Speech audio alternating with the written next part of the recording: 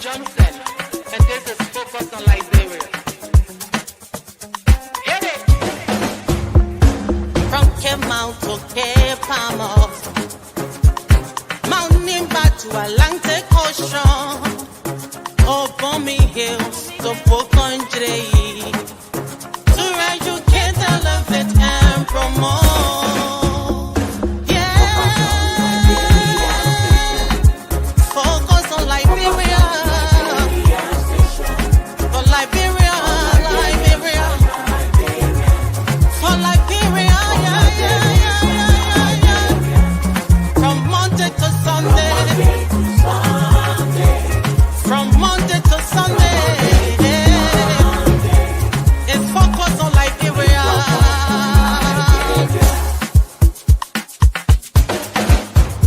Talk about home affairs, hey, in diaspora, current affairs, hey, reliable information, history, talking about culture, hey, politics, education, entertainment, business, sports, advertisement, articulation. Focus on Liberia. Focus on Liberia. Focus on Liberia. From Monday to Sunday. At Focus on Liberia, we discuss everything Liberia, from education to politics, arts and culture, entertainment, agriculture, history, religion, family, and technology. Focus on Liberia uncovers and showcases the best of Liberia and shows the world the truth about Liberia. We educate, elevate, and promote all things Liberia. We conduct interviews, panel discussions, debates, and more. Tune in to Focus on Liberia on Facebook and YouTube and be a part of the stories that make up the news. This is Focus on Liberia, and I am... All right. Welcome, everybody. Welcome to Focus on Liberia once again. Let me apologize officially that we have not been on for the past 2 weeks here. We had some rearrangements to do. There were so many schedule conflicts, but we are back. Focus on Liberia, the longest running flag show for Focus on Liberia on point every Sunday, 4 p.m. Eastern Time, 10 p.m. Liberian time. We are back. Today we have with us Dr. Fido C.T. Booty, all the way from across the pond, and a couple of people will be joining us as the show goes on. So please share the show. Let everybody know we're here, we're back, and we are here to discuss all things Liberian from all across the globe. Lots have been happening, lots have been going on, but we chose today, we're going to start for first discussing 2025, just a year in review, the Liberian government, their arrest agenda, and the straits of the Liberian people. We go to the polls every 6 years, we elect a government, and we hand them the responsibility of assisting to better our lives. And it's only plausible that at the end of each year, we take stock, not just personally, but also politically, and see, is this government that we elected and we handed this mantle of authority to, what have they done? What have they done to better our lives, to move our country forward, and to take us from point A to point B, C, D, and E?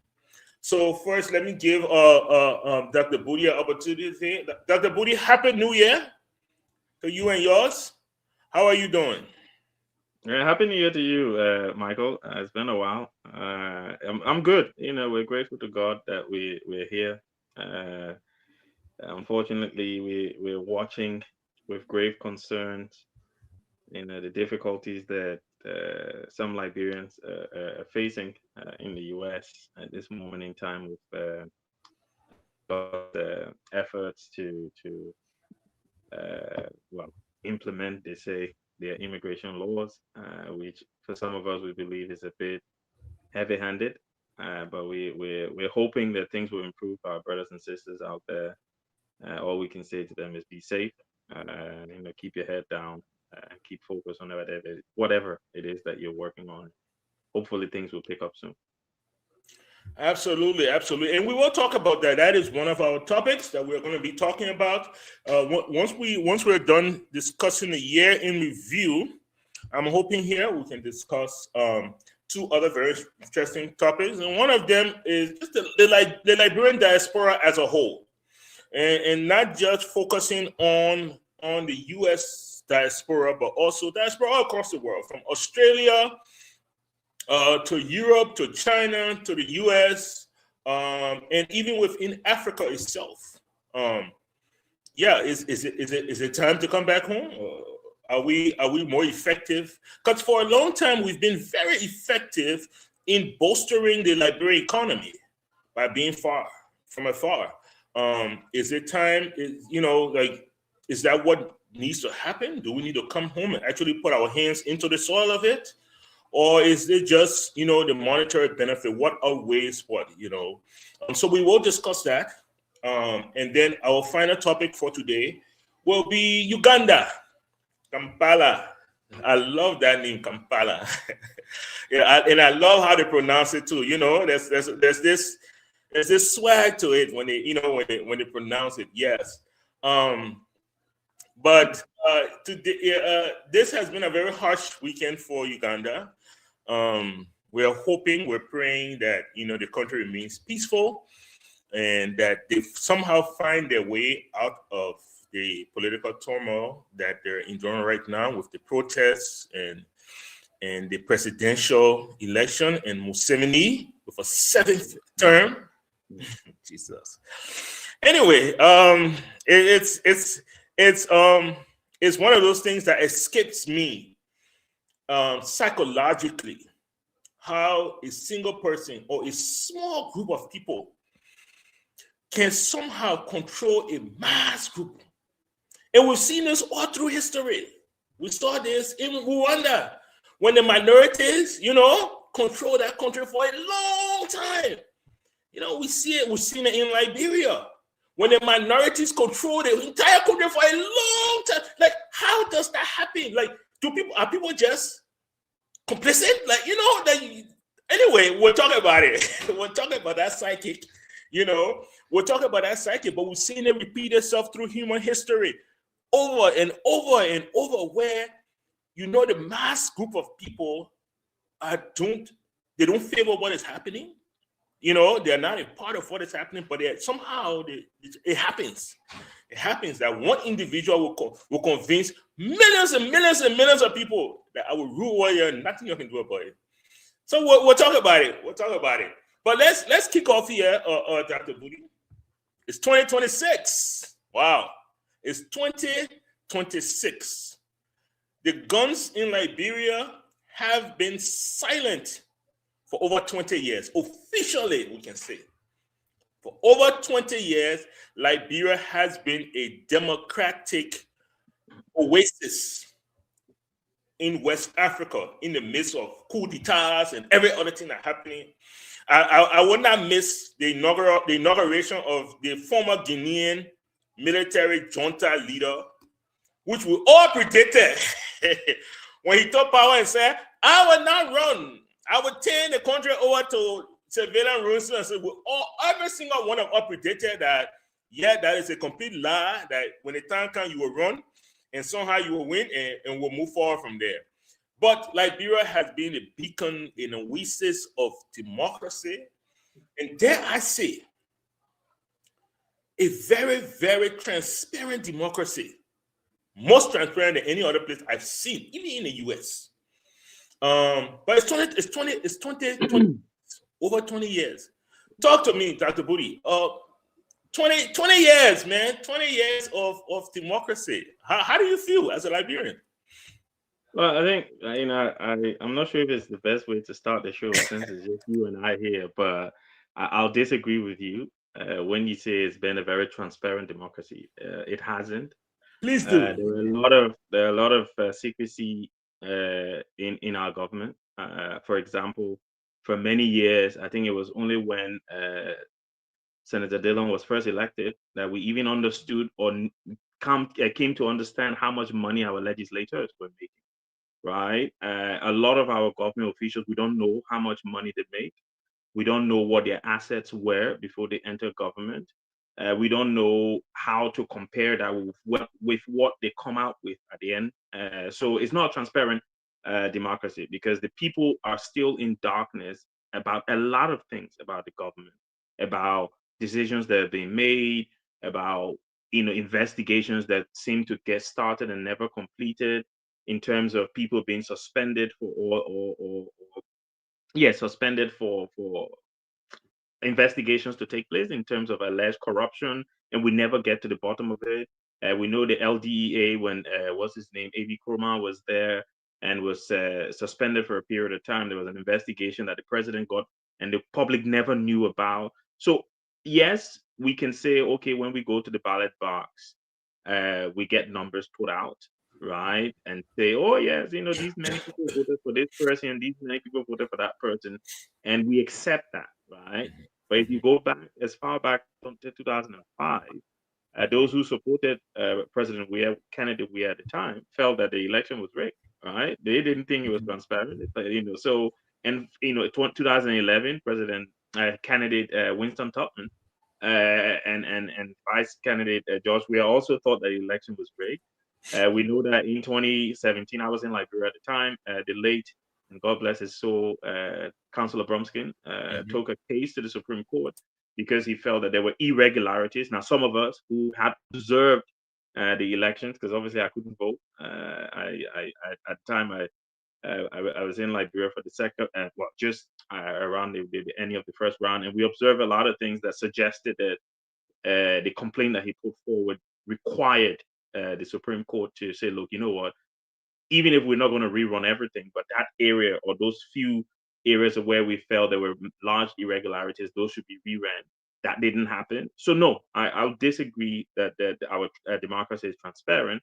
And I'll just add to it, it's a shame that Mr. Tawa is not here because one of the things I've been reflecting on over the last few weeks, especially since we've gotten to 26, is that this democracy thing is not working for us. And Mr. Tawa's been saying that for the past 2 years. I've been arguing with him, disagreeing with him.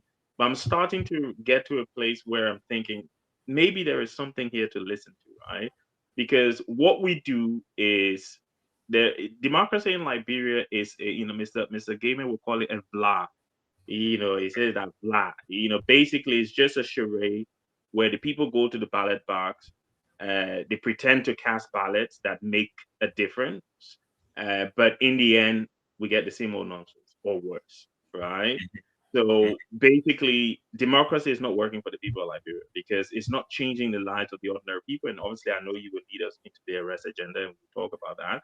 All it's doing is just changing the guards of one corrupt bunch of leaders to another corrupt or more corrupt bunch of leaders.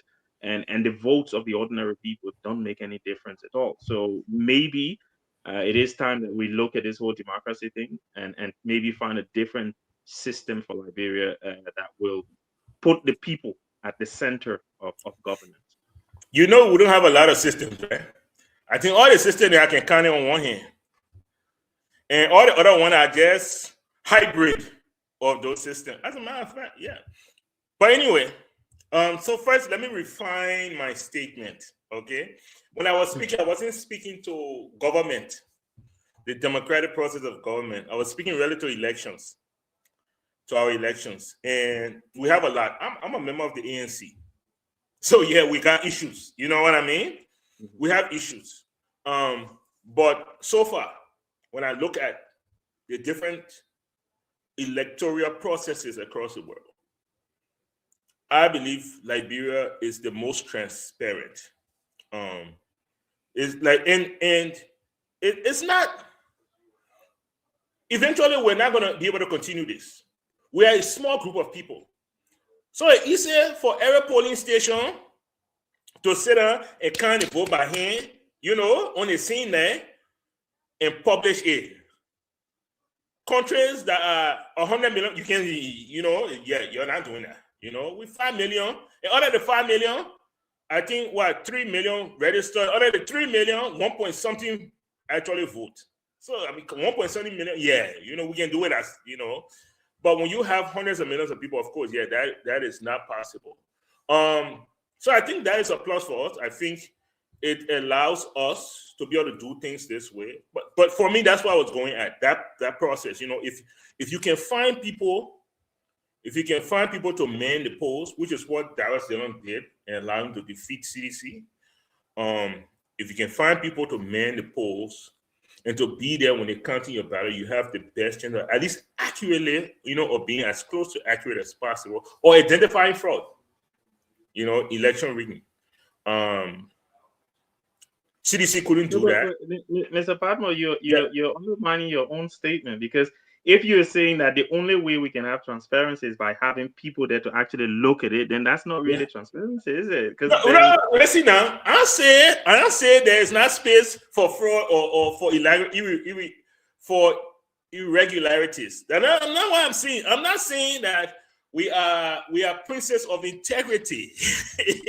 No, I'm just saying the process. I'm not speaking to the process. I'm not speaking to human intentions. I'm speaking to the process. One of the things that happened in Liberia, which nobody seems to want to arrest, because the people that are winning are benefiting from it, is the transportation of people from one district to another to vote. That you know what I mean? So I'm speaking on the process. The human being has said, well, we are still inherently corrupt, and we try to insert it into those things. But just imagine if we didn't have election monitors there to sit down and count the vote, then it will be rotting. The whole thing will be rotting. But that's where I was coming from. But we won't get bogged down there. The arrest agenda, the bedrock, the foundation, the document, the how they call it, miankonf of the ruling Unity Party, is on display. And that's why I really wanted for us to look through. Because the thing is, we can sit down here today and we can talk about just off the chain, different things. But the only thing we can really hold them to is say, this is what you give us, this is what you promise, outside of campaign rhetoric, is this document. Just how you had the pro-poll agenda. And 2 years ago, the Liberian people look at it and say, the pro-poll agenda only push us to being pro-poll. It didn't take us out of poverty, which it should have done. That document, the pro-poll document, called for a certain number of people being taken out of poverty every year. That we could sit down and look at it and say that, okay, it's been 6 years. Is this number true? So we come to the rest agenda, agriculture. I won't try to drive it. I want for you to tell me what your take is on agriculture, what you've seen in the last 2 years, and try to give me some both negative and positive. I'm hoping that's how we go on this. Negative and positive outlook, if you can, on the different aspects. Agriculture, where are you with that? Well, I'm not sure if I can. We need Ali Kamara here for the positive side of things. I know. I thought my man was gonna come, but anyway, I'll be all negative. I think because the thing with agriculture in Liberia is a systemic issue, right? It's not something that any government. So I think that's the positive. It's not something that any government can fix overnight.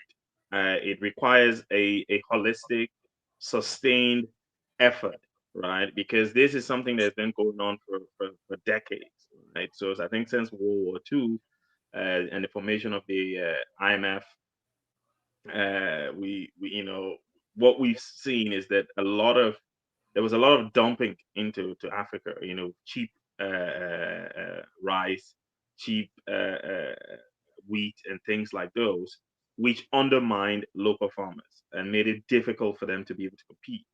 Hence, a lot of us are now used to in Liberia U.S. palbor rice, right? Because these were kind of flooded into our country. And I was watching a documentary 2 days ago that estimated that Africa spends about $6 billion a year buying rice and wheat from Far East, so from India, from Thailand, and from Vietnam, and China, and a lot, and that is bad.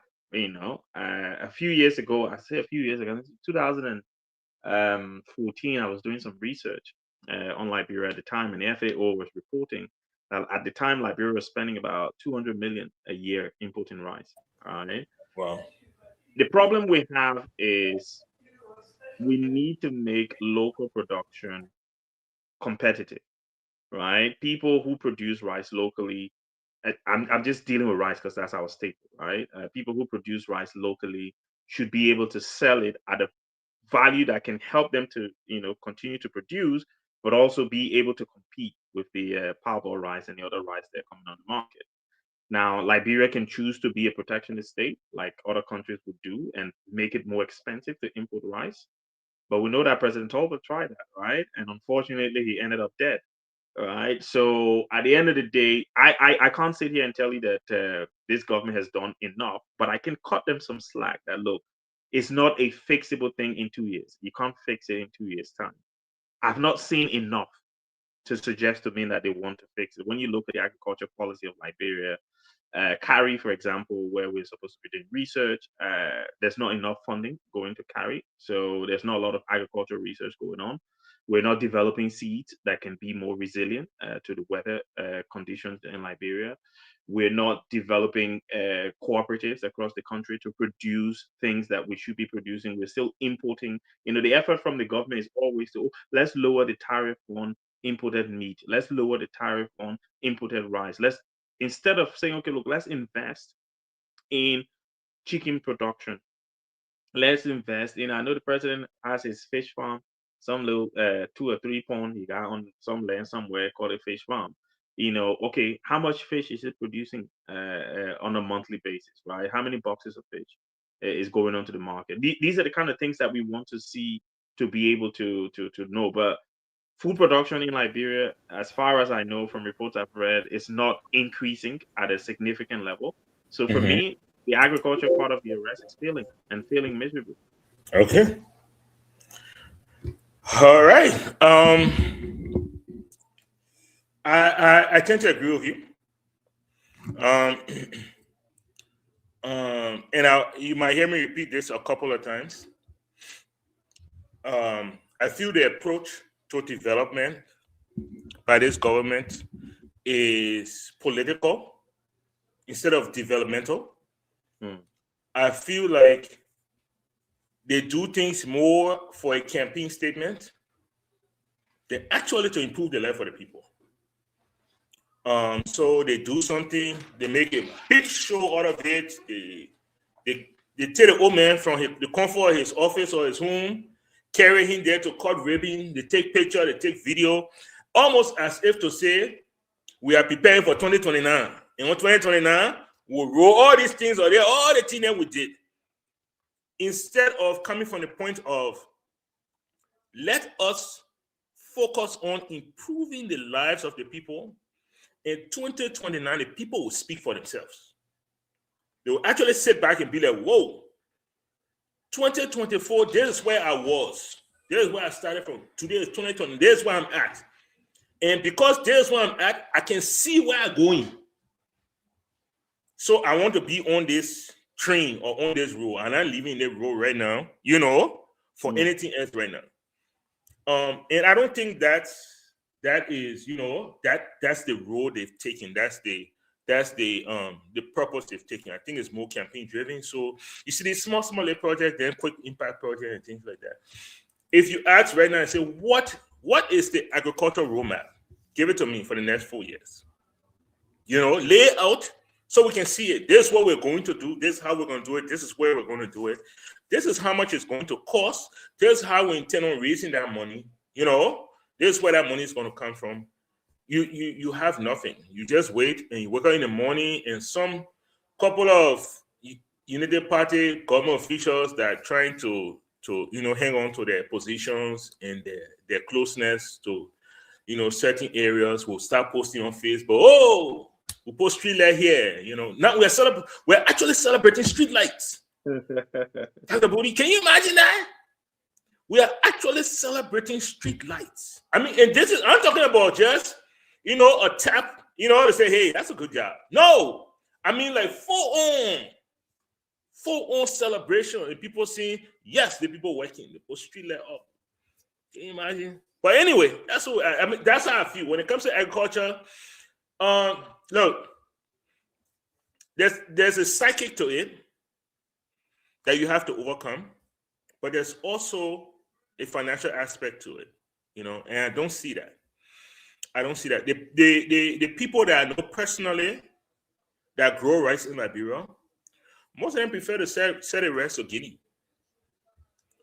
because the rice that they grow, the cost of growing the rice, and to be able to walk away with just a minute amount of profit far surpasses the cost of imported rice. So the normal Liberian man, why am I going to go pay $22 for locally grown rice when the government has assisted in reducing the price of imported rice to $15? You understand what I'm saying? So, yeah. Which one I'll buy? I'll buy $15 rice. I'm not going to buy $22 rice. I'm not going to do it.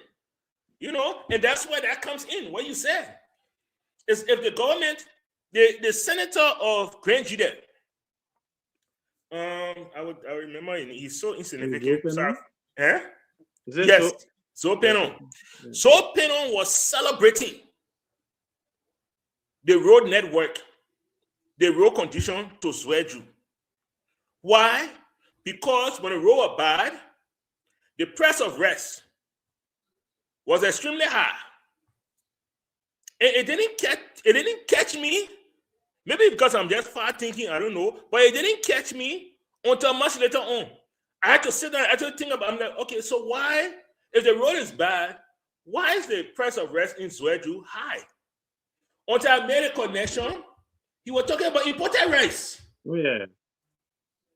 And I'm like, why are they eating imported rice in Zweju? Think about it. And he's celebrating. He's celebrating now that the road is good. We can get more imported rice into Zweju to drop the price. Why is this senator not saying to himself, why are we depending? We are in Zweju. Why are we depending on imported rice to come from India, to come to Freeport, for them to put it on truck and then drive it to Zweju? Why aren't we growing? No, let's forget about giving it to the rest of the country, sending the rest of. Why aren't we growing rice to feed people in Zweju, in Grand Judah? Why are we waiting for imported rice? And that's when he became so insignificant to me that I choose not to remember his name. It's like, come on, dude. If that is your position, the people of Grand Judah are in trouble. They're in serious trouble. But that's why I'm at with the agriculture. I don't think they're serious. They haven't put the money into it. They're still waiting for foreigners to do that for them because that is the excuse of the government. The reason why we haven't put money into agriculture is because our friends in the international community, in the donor community, will do that for us. And that is a non-starter. It shows you're not serious for your own to do. That's how I look at it. But I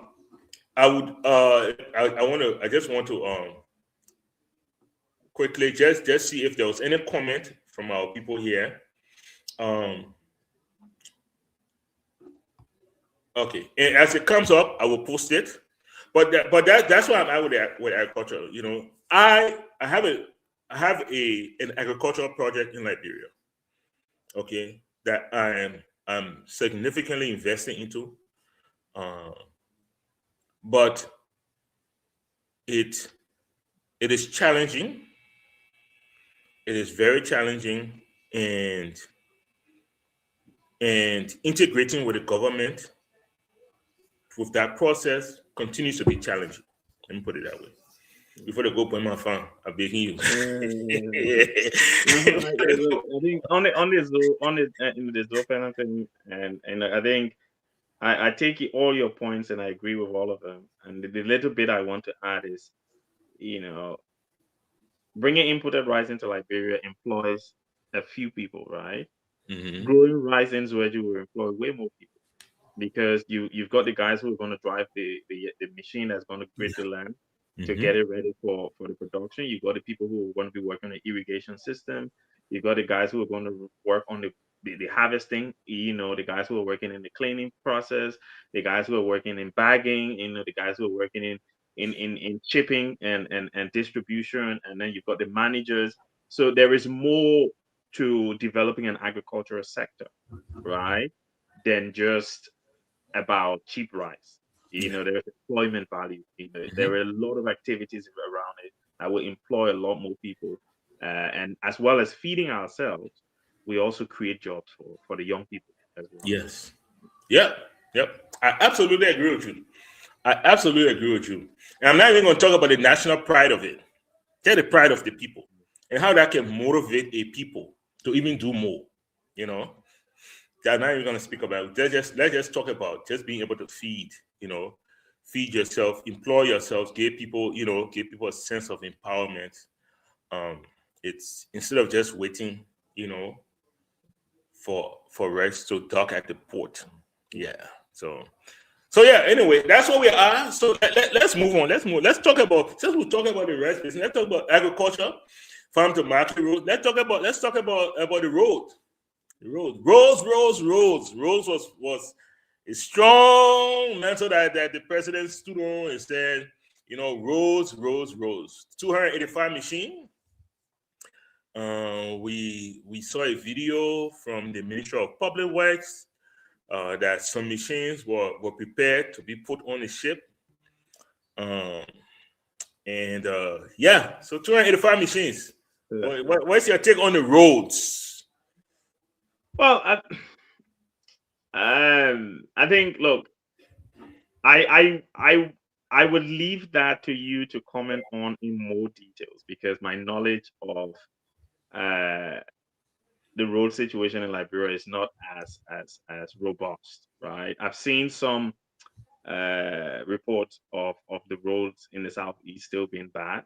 So when you said that Senator Pennon was celebrating that the roads are better, then yeah, obviously last year, no, 2024, I was in Liberia. I went as far as Ganta and then drove towards Sekeke a little bit, and obviously the roads are quite good. Uh, but then those are not Joseph Waka's road construction, right? How far it's gone. I was speaking to someone in Liberia, I think last year towards the end of the year, and they were telling me that I think they're trying to develop the road between Grand Bassa and Lower Nimba County. That's what I was told. Right now, how far that has gone, or whether it's still in the initiation stage, I'm unaware. Right, so I think I would be unfair if I criticize them on their efforts on roads when I haven't. Last time I was in Liberia was March last year, and I didn't leave Monrovia. Right, I was just in the city. So yeah, I will be unfair to comment on that. So I'll leave that with you because I think your knowledge is probably better than mine on the road situation. So yeah, there's a road that exists, right? That has been mapped up and the what do you call it? The it has been mapped out. It existed before, right? But now the plan that they're hoping to do is actually to take it from Dusty Road, just a rough road to actual we're hoping highway. That's what we're hopeful for. It still has a lot to get to that point. People are talking about it. People are pushing for it. I have been one of those people for the last maybe 10 years or so that have been pushing for that. There's no reason why I should leave Buchanan, come back towards Monrovia, then pass through Firestone to get to Kakata, then before I get on the highway to go to Banga or Ganta, when I can just head north from Buchanan. Whether it is along the railroad, whether it is, I can just head north.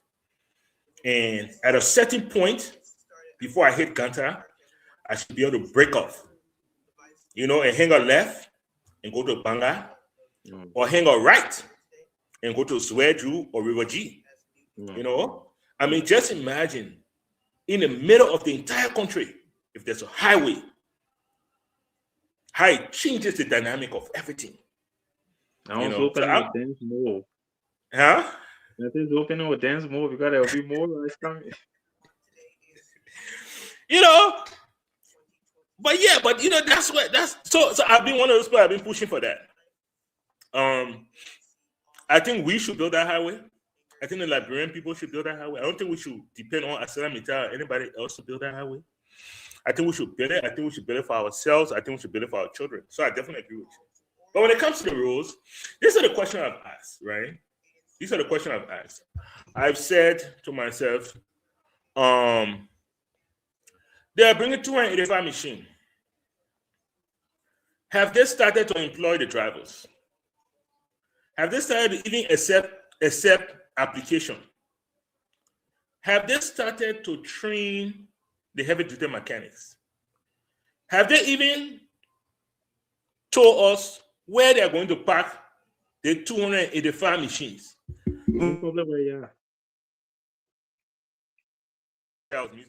Oh my God, I was muted. Yeah, no, I heard it. Yeah, no, you muted for just a second. Okay, no, they're parking probably where, yeah. They're parking probably where, yeah. Probably where you can now hold 285 machines. What can I say? Or maybe they'll get something to the president house. Probably where you are, but these are the things that I think about. They have yet to tell us, out of the 285 machines, how many going to Lofa, and which kind. How many going to Grand Judea and which kinds? Where are they going to? Even when it gets to Grand Judea, let's see. For whatever number, let's just put a number out there. Because I just sat down knowing me and my brain. I just sat down and said, okay, we get 15 county. If I put 15 to 285, because I was trying to get where they get a number from, this particular 285 number. When I put it into it, it evenly divides it at 19. So that's 19 per county. That 19 per county. That's a lot. That's a lot. Especially for a country like Bomi. For a country like Grand Coulee, for me, Grand Coulee, that's smaller that too. Yes. What are you going to do with 19 machines? In certain places, whereas there are other counties like Grand Judea, that's it's larger, Lofa, larger, but they have almost no road network that will need a lot more concentration. So, yes. So have people sat down and said, look, we sent engineers in. We sent engineers in. We did the studies. We mapped out the roads. We look at the topography. We know exactly what we need. So for Grand Judea, you're going to get 5 this, 5 that, 10 this. You know what I mean? And this is what you're going to get. Nobody can show you any document. When you say anything, it's, oh, my man, you hate the country, man. You want to see development. And so my statement has been, you can bring 3,000 yellow machine. If you don't have a plan, it's not going to do anything to develop the country. It will just be the confused action going on. And all of that confusion, some good things will happen, but a lot of things will happen or will not happen that's supposed to happen. You know, and after a while, you know, people that have influence, people that have money, will then start going to the men in the back. You know, if you have a guy that drives a yellow machine, and he makes $125 a month, and I'm able to offer him $125 a day to go clear my farm, what do you think he gonna do? He will clear my farm. Yeah. Instead of going where on a road, you will clear my farm, or you go and rush on the road, quick, and to the road, where quick, so you can come work on my farm. You know, we need roads. No, but That's for me, sorry, Mr. Padma, that for me is not a major concern, right? Because if it clears your farm and you produce food that you then supply to the Liberian market, it's still a win, right? My biggest problem, and you touch on this, right? My biggest problem is where are we storing these things, like you suggested? Mhm. Who's going to maintain them, as you suggested? And what is the plan for buying simple things like spare parts? Where are we getting the spare parts from? How often are we going to service them? What's the servicing regime? Because here, you know, like those of us who live in the West, you have your car, you take your car every 6 months or every year to service, right? It's every time. Sometimes the dealership will even call you, oh man, you bring your car in, it's due for servicing, right? Where are all those things that and people look for those you've ran projects? I've ran projects before. The biggest part of a project is not the implementation, it's the planning, the design. Because if you plan the project well, the implementation goes smoothly. But like you're saying, there is no documentation to say, okay, here is the project for the 285 machine. The 285 machine are going to create X amount of roads, right? They're going to maintain X amount of roads. They're going to do this amount of work every week. They're going to do it in this period when it's dry season, so that when the rainy season comes, the roads will be able to be able to survive whatever the heavy rain. You need to document all of those things. Like you said, they need to put the engineers in place to study the ground. Yes. We go bring yellow machine that can't breaks on the rocks, then that certain places, then what's the point of yellow machine go and break down? And then they'll say, oh, especially if that in reverse, they say, they could not do Niji on the yellow machine, or the yellow machine break. You know, when simply the ground is too hard for the yellow machine. Right? And these are the things we Liberian people, like you said, we don't sit down and plan. You know, we don't sit and plan. We just get an idea, and then boom, we just want to implement. You don't even do discovery. You don't do initiation. You just jump straight to implementation. And then when it backfire now, and then you're sitting there looking at some stupid person. You're absolutely right. You're absolutely right, man. You know, and for me, the frustrating part is not that it's not being done. For me, the most frustrating part is when you point these things out, you are seen as the enemy. That for me is the most frustrating part. That you are seen as the enemy. I remember when the 285 machine thing came up, and they said it was going to cost $5 million. And some of us were like, we need to see where that 85 million. How did you come out with that amount? What is what going to cost what? Why are we paying 85 million? And we kept pushing and we kept pushing and we kept pushing. And when they went to check, it dropped from 85 million to 22 million. You know? And 63 million just disappeared. Yes, just disappeared. You know, just disappeared. But even with that, we're still called enemies. Oh man, you want progress.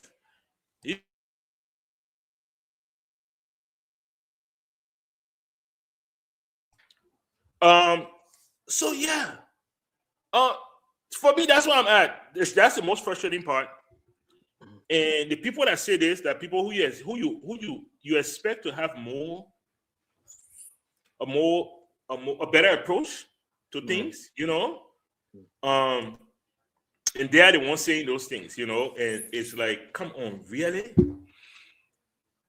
You know, and that's what we are, you know, that's what we're at. But yeah, so we'll see. But that's why I stand with the road business. Do we need roads? Yes. Do we actually have a plan? Do we actually have a plan to actually fix the road? No, we don't.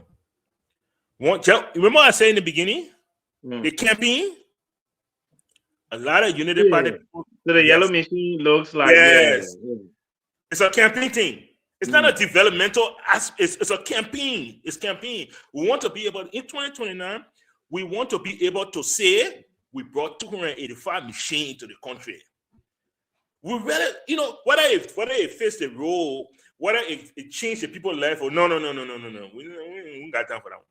Instead of thinking from the aspect of we want to change the lives, we want to when Liberian people look at the roadmap of Liberia, you should be able to capture, you should be able to have a map of Liberia right now with all of the roads right now. Color coordinated. Yeah, highways, yeah. Yeah, mapped where out. Where they named and everything. Where like in your place you got the I and the this road, Yes. You should have all those things. You should have a map of it and say, you see the other color here? When you see blue, that's quota. When you see the brown, it is a road, but it's not asphalt. It's still gravel road. In that particular map, 2029, you should be able to take another map, an updated map, and put it on top of that map so people can see and say, look, wow. And just see, how we look at the human body. All the brown are not turned to blue. All the brown are not turned to blue. And where there was nothing, it not turned to brown. You know what I mean? And you can look at it and be like, wow, okay. No, nobody got time for that. No, but Mr. Padma, you talk about the frustrating part being the fact that these, when you talk to colleagues, and we all do in the government, and they call you enemy of progress. But my thing is what you just said, right? Because I'm just speculating here. You're not an engineer, right? You're not a road engineer. I'm not a road engineer. But it sounds very easy to do, right? Because for an engineer, it should be easier. If you and myself can sit and think, okay, this is the road connecting this. For an engineer, someone whose job it is to do these things at the Ministry of Public Works, that should be an easy thing to do. To say, look, the only way we can get this blue from what's this place called? Cape. What's the capital city of Cape Palmas again? Not Cape Palmas. Harper. No, not Harper. Grand Cape Mountain. Okay. Rabosport. From Rabosport through Buchanan, through Chester City to Tapeta. No, we'll come to that side. We're just going to. We're talking about the road from Grand Bassa going up, right? So to go north like that, that road, to put that road together, we need this much digging, because this part of the road is not in the dry season. We need to dig the ground to set it up. We need to put this much how you call it in the thing that go on the side, gutters on the side. The gutters and stuff. We need to put this this is how many miles it will cost us. $1 million per mile, or $1 million for every 2 miles, whatever. So at least it's clear. And that's why when we talk about democracy and transparency, that's where I was coming from. Because when you put these things down on paper and then you sell it to us, my brother, I'm allowed to, right? And you agree with me when I say this. If the government of Liberia comes up and say, you know what, we've done a holistic, the last 2 years, you're told we're not doing nothing, but we've been spending time going through all of the places that we think, the one that I already got all roads there, we marked them. The one that I ain't got road, we think we can pull road there, we've marked them. So we've done the entire Liberia, how we can connect every major city to every other major city. But this is going to cost $400 million to do, right? Now, we're calling on Liberians in the diaspora to help us. If each of you can put $20 per month for the next 2 years in this pot, it will help us. We don't need to go take loan. It will, my brother. I want if I said me, I'll put $40 a month. I don't do susu, but I'll put 2 hands. Because you and I will sit down there and say, these guys mean business. Because they took the time to come up with a plan. We can see that from point A to point half A will cost this much. It will take this much time. It will employ this many Liberians. It will do this much to our country. My brother, we will pay the money. I know we'll come to the diaspora later on, but we ourselves will say, okay, no, don't go to World Bank. Don't go to IMF. That 400 million there, we'll put money there. We ourselves every month 20 pounds, $20, we'll collect money. Liberians in the diaspora with plenty. Yeah. Because at the end of the day, look, if I could, I've been to Harper once. Beautiful city. Absolutely beautiful. If I could travel to Harper in a day, right? I can guarantee if I go Liberia, every time I go Liberia, I'll take one little trip to Harper. Oh, yes. So I know I only 2 days I need. I travel there today, I chill overnight. Tomorrow I come out tomorrow. But if you won't go Harper and like 2 days to go, 2 days to come, what I get all that time for? And then I was thinking, man, then I got to push car. You know, we will put money there because how much is $20 or $100 a year?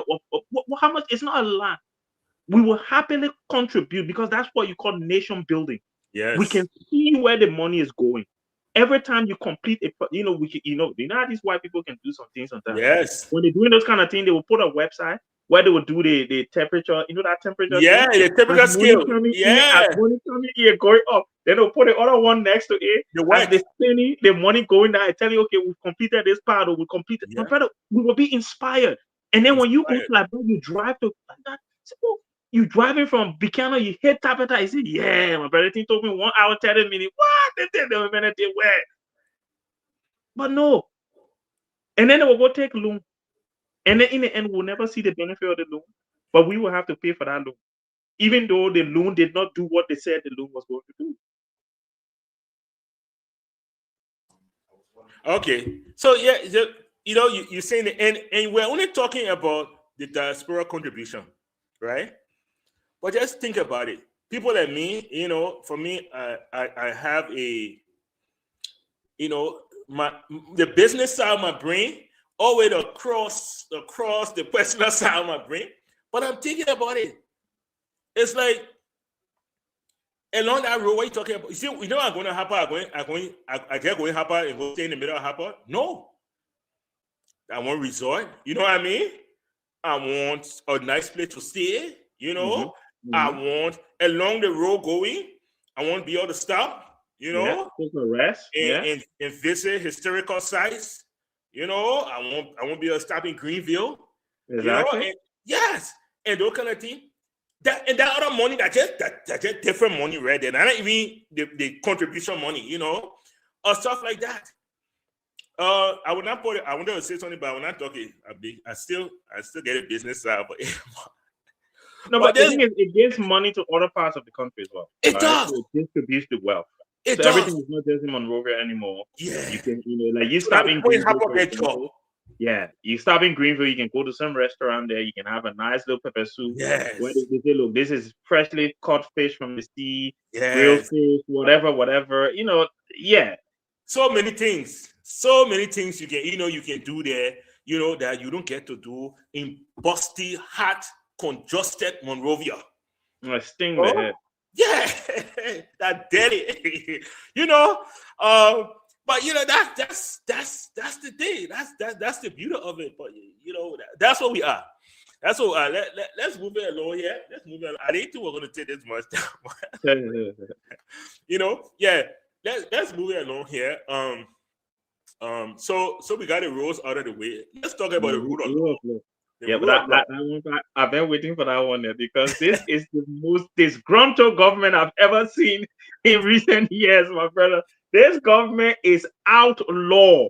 These guys do not obey the law at all. Right?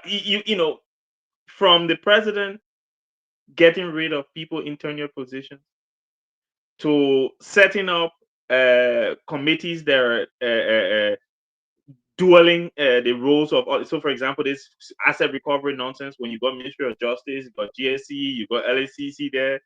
You've got what's going on with this capital fire situation. This government has been, when it comes to the rule of law, this government fails miserably, in my opinion, because this president has not, for a president. Why? To come out and say, yeah, I want to ask you that question. Why? No, for a president to come out and say, I will work with quorum.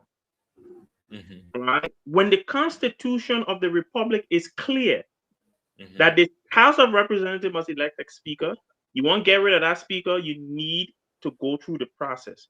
As long as you don't go through that process, that person is speaker. For a president to go on national radio and say, well, I will work with quorum, that, like in Nigerian folk can say that one weak me, it weak me. But I sat down and I'm like, how? So no, when it comes to the rule of law, this government hasn't. I can give you an example with what the police commissioner did with the allegations by some of the suspects in the arson, the alleged arson at the Capitol, who alleged that they've been tortured in police custody, and the police investigated themselves. Right? They didn't appoint an independent person to investigate. The police commissioner went on national radio and said, "Oh, I conducted an investigation. The men were not tortured." But they accuse you of torturing them. So how can you investigate yourself? It don't make sense. And you're supposed to be our chief law enforcement officer. How? Right? The president goes to the arson site. There's no investigation yet. He automatically say, "Oh, this is arson," right? Without even one expert conducting an investigation. The president get up and look. At the end of the day, you can go as far back as when the late God rest his soul, Grisby went to NASCO, collected under 370,000 that is still unaccounted for. Right? So these guys do not play by the rules. They don't intend to play by the rules. And unfortunately, the Liberian people are the ones that are suffering. So when it comes to the rule of law, there's no need to spend a long time on. They fail miserably. Yeah, absolutely. Let me ask you a question. Dude, why do you think President Bokar is behaving this way? That is the question of the year. I'm not gonna lie. Let's talk about the removal of the speaker and I would deal with the side that get quorum. Speaker Kofa was handing these people everything, unless there was things that were happening that we didn't know. But as far as we could see, everything the president wanted and presented to the legislature, he got. He got.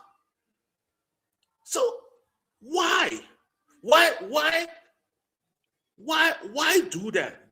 Why remove people from tenure position? Suspend them, accuse them of crimes, suspend them forever, don't prosecute them, don't investigate them, just suspend them. And then when they finally break and say, I'm just going to move on with my life because I can't sit down here waiting, then they actually pay them money for them to leave. Why? Why is President Bokar doing this? Because the people who, I don't know him personally, the people that I know that know him, that interact with him, that have interacted with him, some of them that probably get good intention. So the two things don't jive.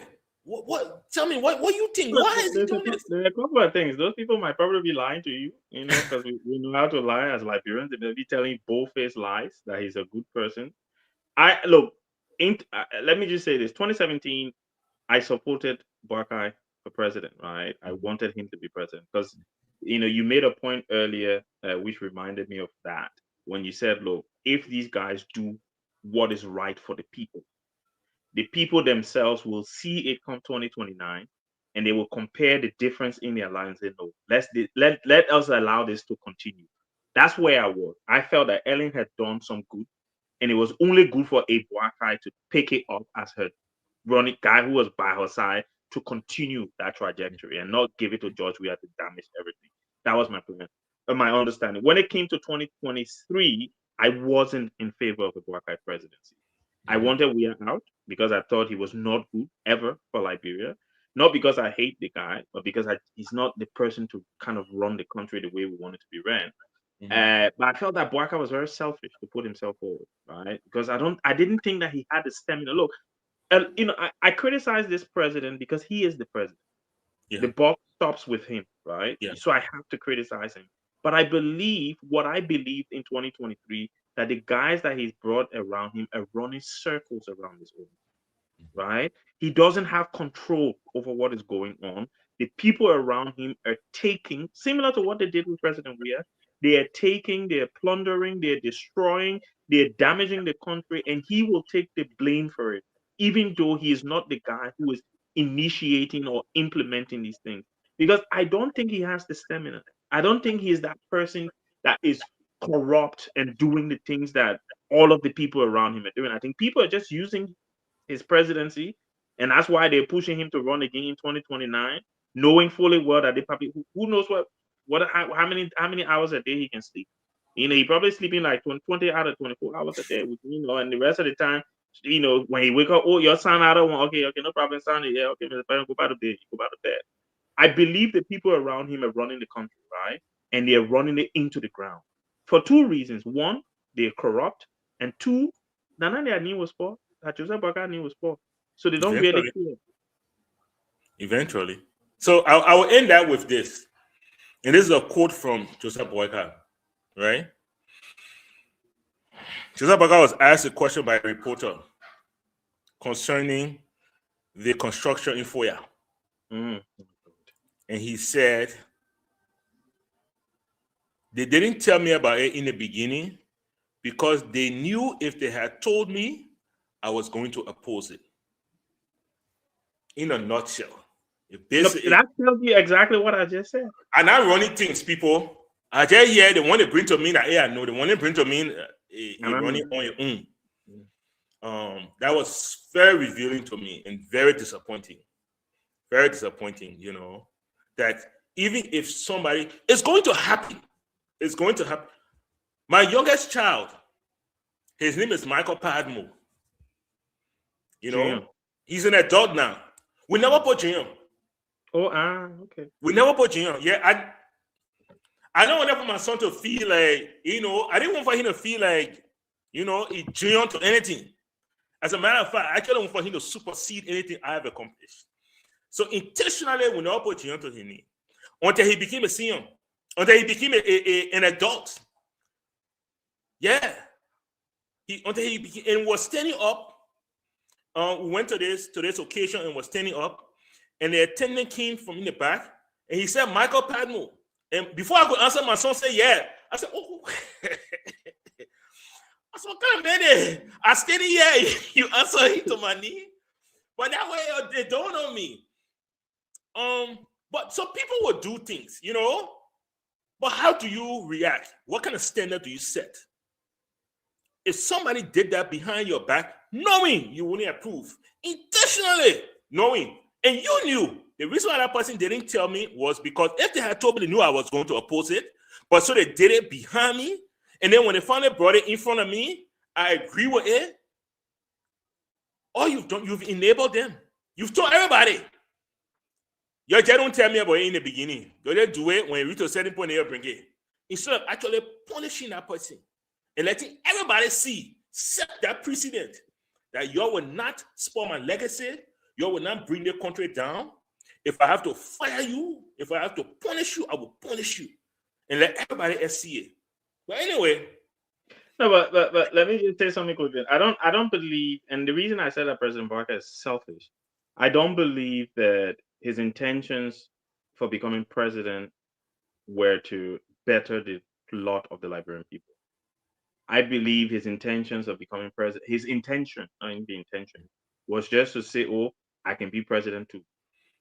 Right? I think whatever President Ellen Johnson Sirleaf did to him in 2017 stuck with him. Right? And he, for the past 6 years, I think if he had any goodwill to the Liberian people in 2017, that bitterness because of how President Sirleaf treated him made his entire focus on, I must prove to this woman I can be president, right? And he did not come to the president, I don't know him, but the expectation would be that a Cummings, for example, has sat down and articulated what the issues are, even if he doesn't know everything, but like, I think this is the issue here, and I think this is the issue here. So on day one, this is the one we need to focus on. This is how we need to focus. Even if it doesn't work, but at least you have some plan. I don't think Joseph Boakai had plan. His entire focus was, I must prove to this woman I can be president. And I'm just here to be holding her hand back. I can be president. Somebody will hold my hand back, right? And unfortunately, that can't, you see, and forgive me. Not just you, Mr. Pablo, forgive me, but and I'm talking about everybody else. I'm about to say something that some people will disagree with, right? But no, I'm being honest with you. This is why our brothers and sisters who were American Liberians or from the descendants of American Liberians were able to rule over us, the native people, for years, right? Because our mentality was never what is good for the community, right? Look, one of the things I admire let's just call it the Congo people for is they together. I was talking to one of my Congo friends the other day, and she came to the UK to defend her thesis, right? She completed her PhD, and she was talking to me, and she said something like, "And then, well, how did that happen?" She said, you got that Congo thing, you know, it's like, oh, we don't eat Yeah, all they're of it, the Congo way. and I sat there, and I'm like, wow, and then it took me back to my studies of Liberian history because you do not exist for that long without being together, right? Yeah, And yeah, our that's true. people, you see what Joseph Boakai is doing?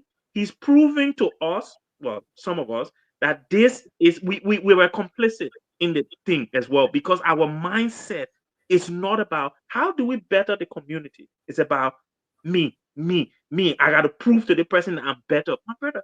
And his entire presidency is just going by, right? Because now he's not saying, and I'm proving that. I come get on Security Council too. I'll prove it to her. I can get on Security Council. Things that don't matter to the ordinary people in Liberia. Things that are not bread and butter issues. Things that don't put rice on the table, food, proper chicken for papa then eat chicken thigh. That thing in for Security Council don't put chicken thigh on the table. But those are the things, all the things that President Boakai is chasing, diaspora conference, all those kind of nonsense. It's all about showcasing that, look, I can be president too. It's not about how am I changing the lot of the Liberian people. Because if he was focused on that nonsense conference they had in DC, that waste of money, he would have invested that money on producing setting up some farm to produce chicken in Liberia, right? Yep. If that nonsense they did with Security Council, all those millions could have gone to and put some cooperative together that produce, I don't know, plantain or whatever. Michael, you don't know. When I go to supermarket here in the UK, I like banana. And I'm monkey, but I like banana. When I go to buy banana, I see on the banana product of Cote d'Ivoire. Wow. I'm telling you, Cote d'Ivoire in the UK. I go to my shop. So now when I pick out the thing, I won't get fed. But I say, my brother, you like banana. You like banana? You better eat banana. But Ivory Coast is producing banana and sending it here for us to buy. Coconut. I've seen coconut. You know the dry coconut thing? Yeah. Produce of Ivory Coast, Cote d'Ivoire. In my supermarket, you go buy it. You can't tell me that the soil in Cote d'Ivoire different to the soil in Liberia. Only that one can grow banana. One can grow banana. No. These countries, my brother, in the West, they don't have the weather for all these tropical fruits. They don't. We do. Yeah. Produce it. Right? Morocco. Yeah. Most of the tomatoes that we eat in the UK come from Morocco. Yeah. How is Liberia a president who is my brother? I don't know about you, but I think if the president just said, look, I'm going to invest 20 million a year in food production, even for export purposes. Yeah. Right? To increase our foreign, how they can call that thing, exchange or foreign, whatever. Foreign exchange, yeah. Just even that. Do you know how many jobs you will create in Liberia for young people? We won't be worried about drug issues. What time somebody get time to go take drug when you're working 5 days a week, putting banana here, tearing the thing, driving truck and thing? What time you gotta go take drugs? Or to protest. What time you gotta go protest? You gotta go to where? Yeah, your website will tell you. So what are you going? I beg you, people your clothes go to where? We're building our house. We're looking for the money for the zinc. Then you talking about you want to go protest. You better go to where so you must get the money so we can put zinc on our house so we can start renting. That'll be what. No, but honestly, and I think this president, he will go down in history if he's not careful. He still got 4 years to recover, right? But if he's not careful, he will go down in history as worse than George Weah. Yeah, if he's not careful, he will go down in history as worse than George Weah. Because the matrix that you use to measure a success of the success of Boakai is different to what you use to George Weah. George Weah was inexperienced. This guy has 100 years of experience in government. George Weah came as a complete novice. You were vice president for 2 years, right? For 2 terms, sorry. So we have to hold you at a higher standard compared to a George Weah. Yeah. So if he's not careful, he will be worse in the imaginations of some of us than George Weah ever was. Absolutely. Absolutely. And let me tell you, this is what I told my UP friend. I told him very strictly, and I hope they take it seriously. I said, you need to stop comparing yourself to George Weah. You need to stop comparing Boyka to George Weah and start comparing Boyka to Ellen. Mm-hmm. That's what you need to start doing. Mm. Because there's no comparison between the two. You know what I mean? Mm. And if your only goal is to compare yourself to George Weah, like you say, your legacy will falter. It will definitely falter. Let's go to education, my brothers, as we are speaking about legacy. Education. There are more children out of school than in school in Liberia. Okay. I travel around rural Monserrato, and you see the schools that are there. Thatched roofs. Some don't have roofs. Mud plastered schools. Mud floors. When you come in, you got to bring your own chair. Some have blackboards, some don't. These are the schools. This is rural Monserrato. You know, Todi, those areas. Louisiana, rural Monserrato. This is what we are seeing there. And we keep talking about bringing companies to the country to invest. And the question I ask is, where is the human resource to feed that country? You understand what I mean? So we can't be mad that Asalamita bringing, 200 Indians to work when the job they are doing, we are not training people for that job. And I'm not just talking about quick impact. Oh, let's send somebody over there for 18 months to do something. If that person doesn't know basic English and math, how can you tell him to be a carpenter? Mm-hmm. How that man would draw, how he will measure a complete to do and be able to put it together.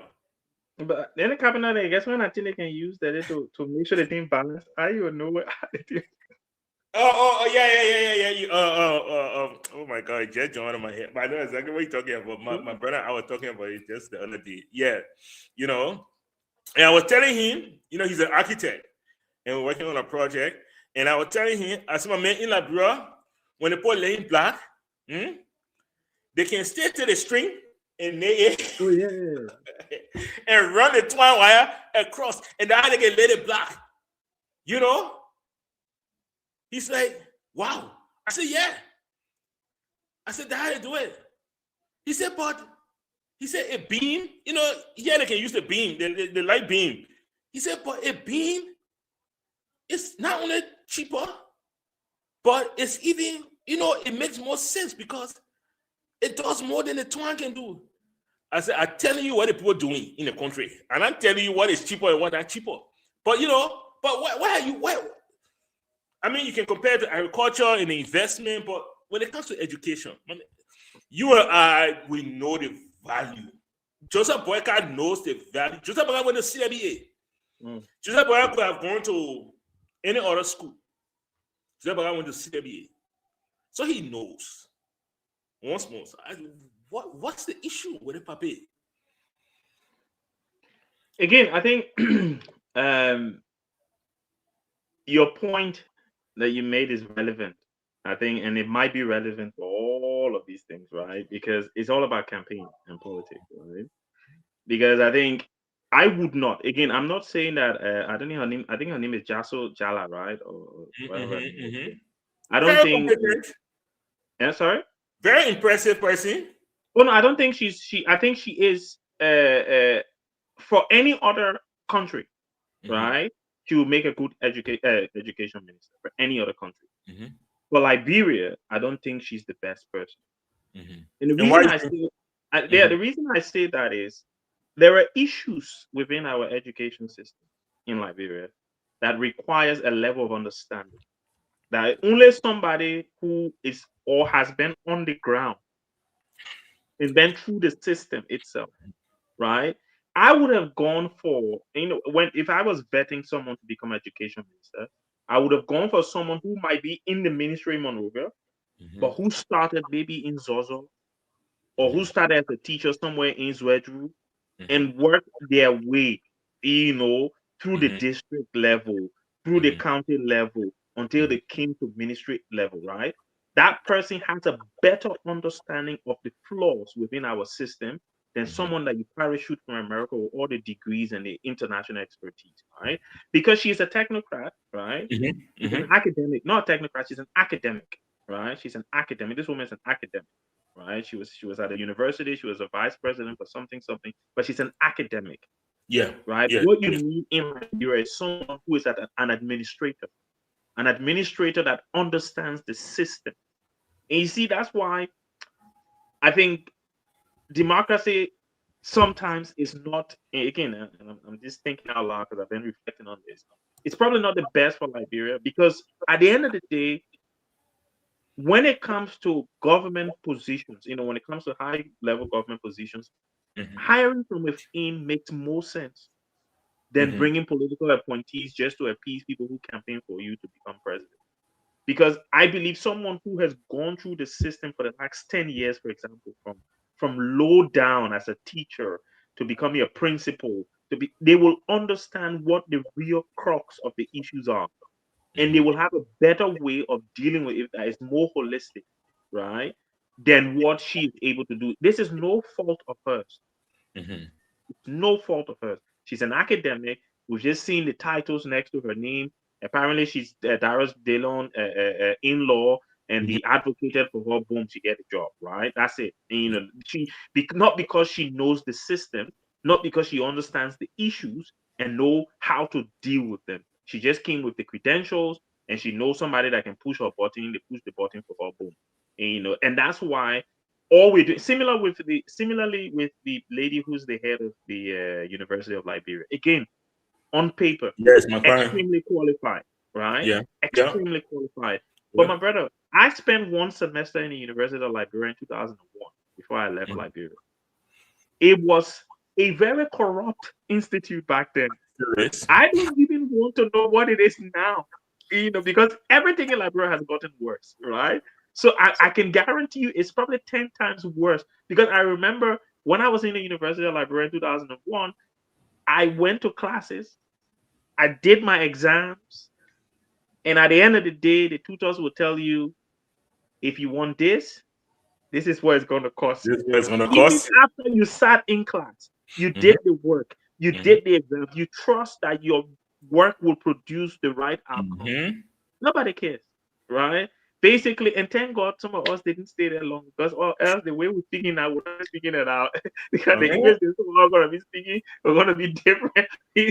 But at the end of the day, it erodes on you.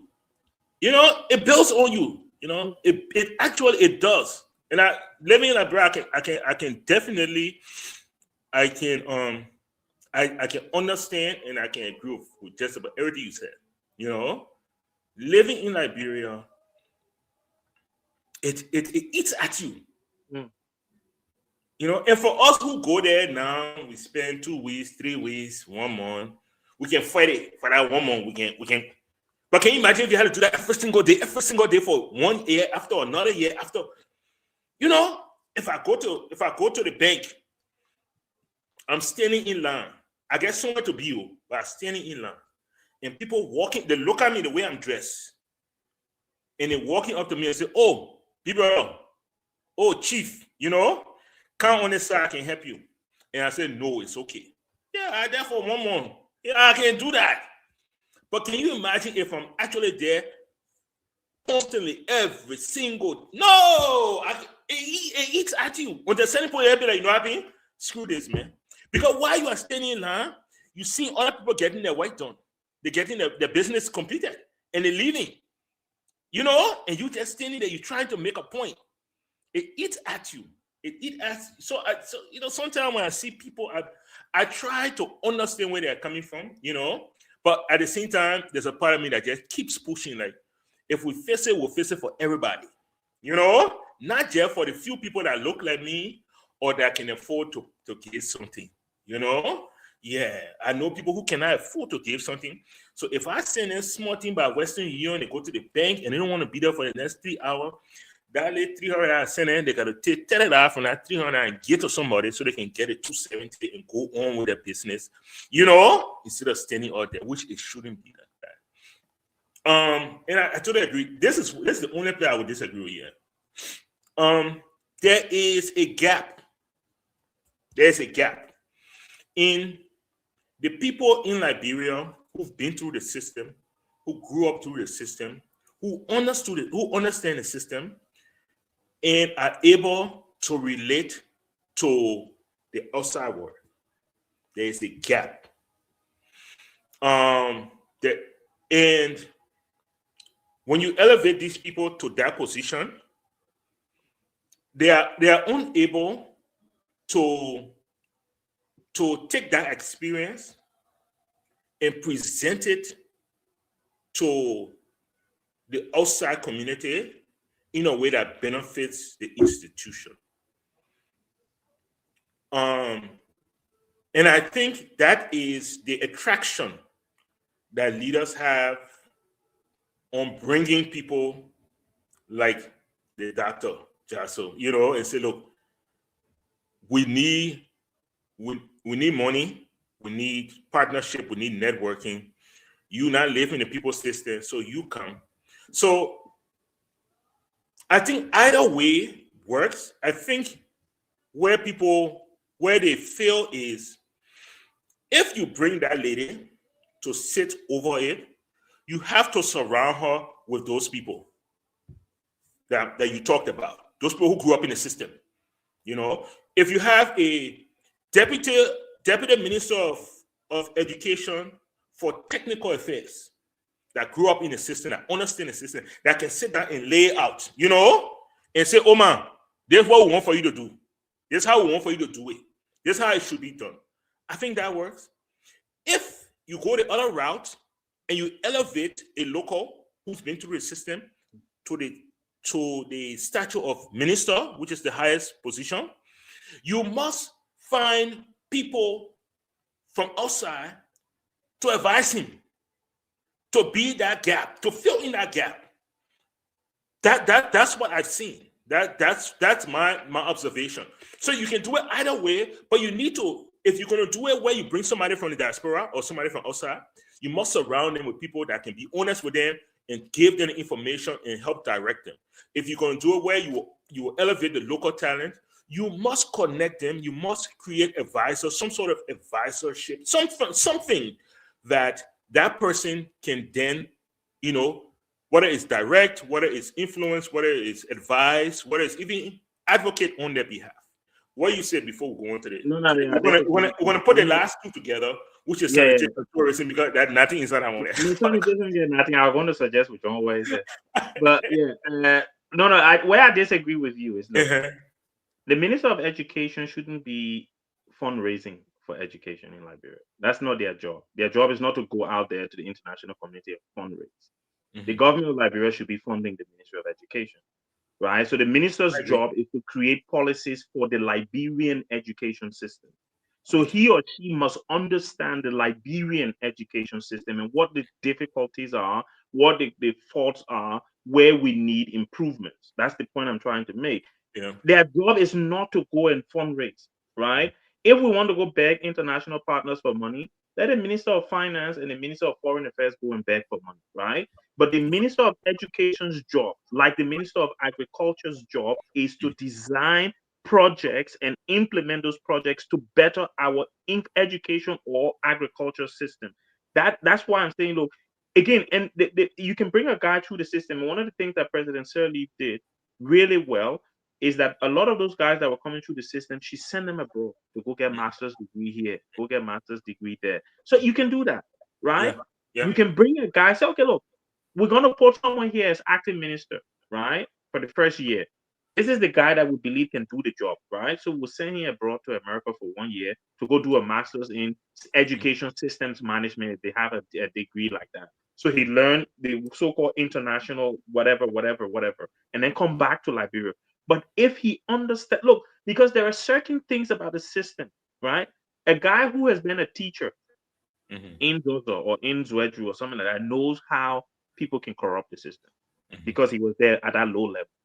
So he know what the students are facing, he know what the teachers are facing. So when he or she comes here, they're saying, look, you know what? First of all, and this is something I've advocated all along, we need to increase the salaries of our teachers, right? That's one way we can get them to start being more committed to their jobs. We need to increase their salary to a respectable level, like $300 US a month, right? Yeah. And then we need to run a teachers training program where we're not going to bring them to one place, but we don't want to take them out of school. I give you an example here in the UK. Every year in my children's school, doesn't matter what year, every year there are teachers training days. Yeah. Where they shut the school down. The kids stay home that day. I think about 4 days throughout the year where the children stay home, teachers go to a seminar, and all day they just teach them about running the system, right? Yeah. You can do that, right? But he or she who has been through the system will know that those are the kind of things we need, right? And I agree with you on the advice. You can bring some consultants in to help she or him to manage the system for a year or two, just to get them on their feet, to develop. He can then come and say, oh, I know this is in our local schools. Is this. How do we solve this problem? And then the consultant say, let it, do it, and you write it down, put it down. Oh, there's another thing I know when it comes to the school system that can happen. How do we solve it? The consultant say, let's do it, and put it down. When they finish telling him everything, they say, okay, thank you, bye-bye. Then he say, oh, my people will get all the things we need to do now to solve the major problem. Look, and this is where I agree with Mr. Tao. We need to stop. And this is bias. I'm biased in this as well because every time they bring in people from the diaspora that America, they can go. We that in Europe, they can't come for something. But they must stop coming to that America and bringing you to Liberia to come and corrupt the system. Because majority of the people they bring from America, yes, some of them got low PhD and stuff, but most of them even know how to write their name properly. And they give them big jobs in Liberia and they corrupt the system even more. The people on the ground who have been working all these years understand the system. Promote them. Trust them to come in and deliver. Bring in some help, like 1 or 2 consultants here or there for a limited period of time, just to get them on their feet and let them run. And I believe that they will be more committed to the project because they are on the ground. They understand the system. Jaso, right now, soon 2029 come back, lose. She going by America. They're going to appoint her vice president to different university. You think she get down for Liberia education system? Well, we can't preach, Joshua. My brother, we fire that woman now. She going by America, man. What are you talking about? No, my whole family in America, Algeria, America. Where you exactly. But that's my point. She don't have anything in the Liberian. Okay, I will not argue Tao yet because Tao not yet. I will not. But that's what I would say. This is what I would say. So at this point, Dr. Jasso should be looking at. It's been 2 years. If they had a really good plan, at that point, she should be looking at her exit. Like she should have whatever knowledge and experience and stuff she has. At this point, she should have passed that on to the deputy minister for whatever, and they should be elevating him to that position. Am I getting this clear?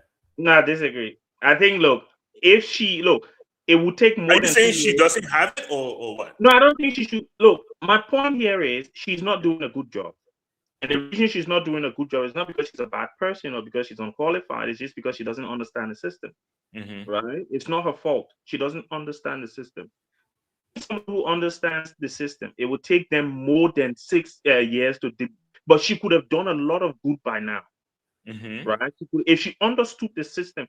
This woman, when I saw her name, I'm like, okay, she's good, But then now when you sat down and thought about it, like, yeah, she don't understand the system. It's the system that is killing her, right?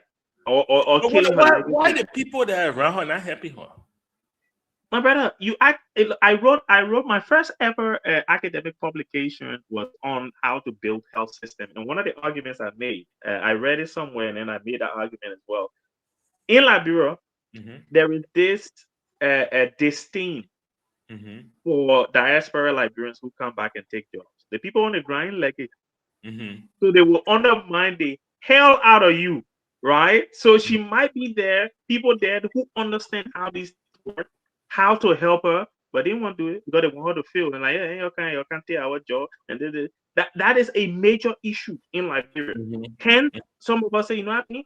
Let's let the people on the ground do the thing because again, I believe and trust that they're able to do it. Right? I believe and trust that they're able to do it. But you know, it all comes down to being able to select that person because the person before her was somebody on the ground, right? Dr. Sony. Dr. Sony, like, bro, he came up with the system. But he didn't.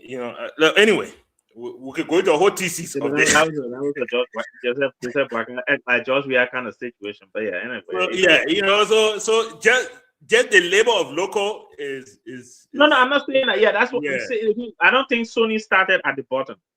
Oh, yeah, I don't know, but I don't think if you do a background, he probably didn't start at the bottom. He doesn't understand the crux at the bottom of the thing. And again, corrupt. Look, there are a lot of issues, but I just believe that's just my position on it. I think giving someone who has been through the system from the ground up the opportunity, because I know people, I know CEOs in this country who started as volunteers in an organization, right? And you sit with them. And when you listen to them talk about the organization, you're like, I don't know if I eat the organization. Because there's no part of it that he or she doesn't know, right? Because I started from volunteering and then I got employment and then I started working my way up and now I'm the CEO, right? So I know everything about the organization. So when somebody who is a volunteer coming to talk to me, and I know what you're talking about. You'd be surprised there are people in the diaspora that started that same way. There are people in the diaspora. People text me now as we are talking. People are texting me that they started the way you're talking about. That's how they started. Yeah. But somewhere along the line, they got the opportunity to travel. If that person exists, right? If that person exists, then yeah. Because again, they will. I believe that understanding the system is the first thing your you point. need. Your point is understanding before you can function. If you understand the system, and if someone like many people, they work in the system for a few years, maybe they got to a director level or something like that, and then the opportunity came for them to leave, and then there's a 5-year gap. Yeah, I would happily take that person, right? Because you know what that person does? It takes what I'm preaching and takes what you're preaching and marries it together. So it has the system from Liberia training and the 5-year international training. Boom. Yeah. So that would be a good person to say, okay, look. But again, there is no vetting process. No. People, they're not saying, okay, look, we want to hire a minister of education. Let's ask Liberians to submit CVs, so that we can look at it and say, okay, look, who's the best person for them? The thing is, and that's the thing about political appointments, Okay. All right. So we'll move on.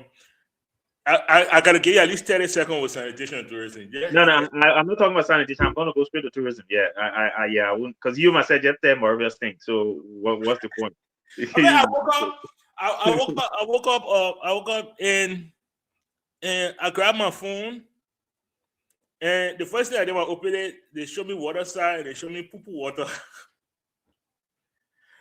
And I just put my phone down. I just put the phone down. I say, because if there is a problem and it exists for the entire span of my lifetime, it's like, but anyway. No, Yeah. Okay. How about tourism? Let's talk tourism. My understanding is we have, like, when Monrovia was built, and it's just my understanding, there were sewer systems put in place, right? We have sewer systems in Liberia, in Monrovia. So they're pipes, like big pipes, in major cities that are big to be able to carry the sewer away. These things are blocked, right? Yes. We've had successive mayors of the city of Monrovia. Not one of them say, oh, we want 2 million so we can flush out our sewer system, and then go there and assess it to see, okay, where we need to patch it or where we need to replace something so that it can start functioning again. Not one mayor has ever come up with a project like that. But hold it, the painting roll. We'll get time. What are your roll paint? So there's how should I say this?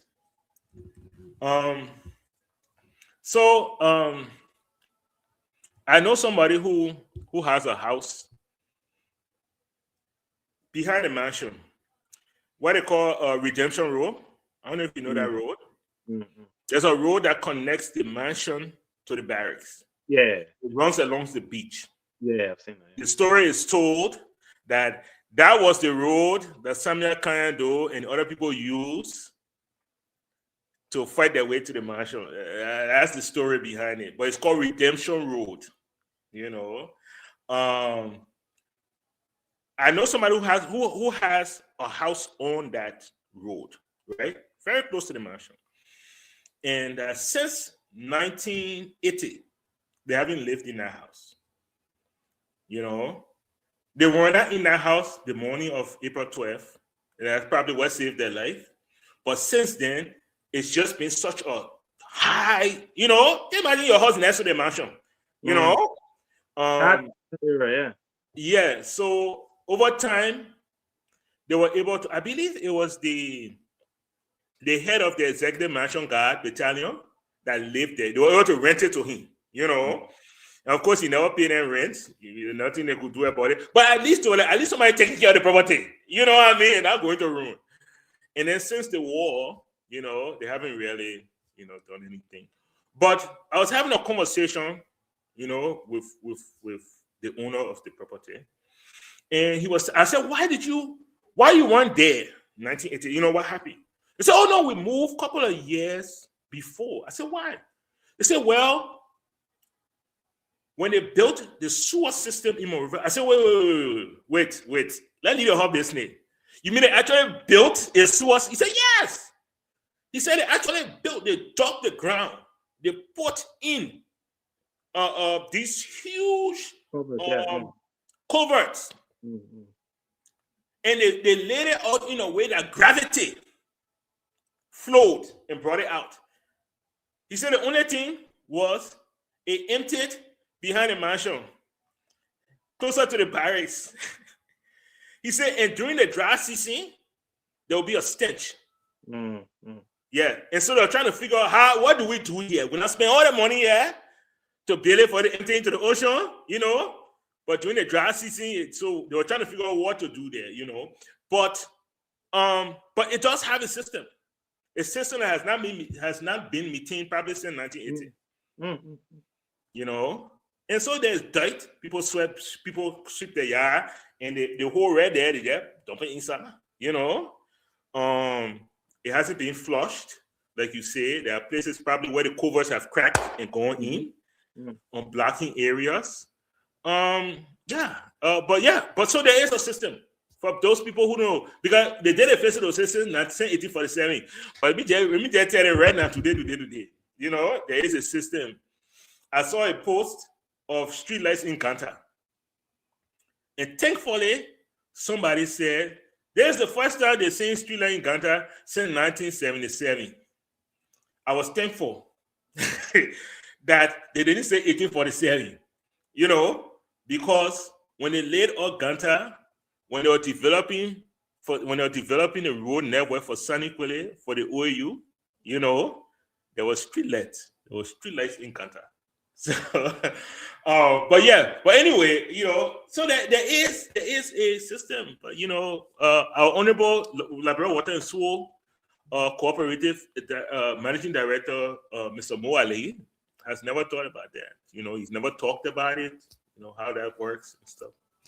It is what it is. I mean, look, at a certain point in time, we'll have to decide whether we'll throw Montreal away or we'll keep Montreal. I think for me, my vexation is,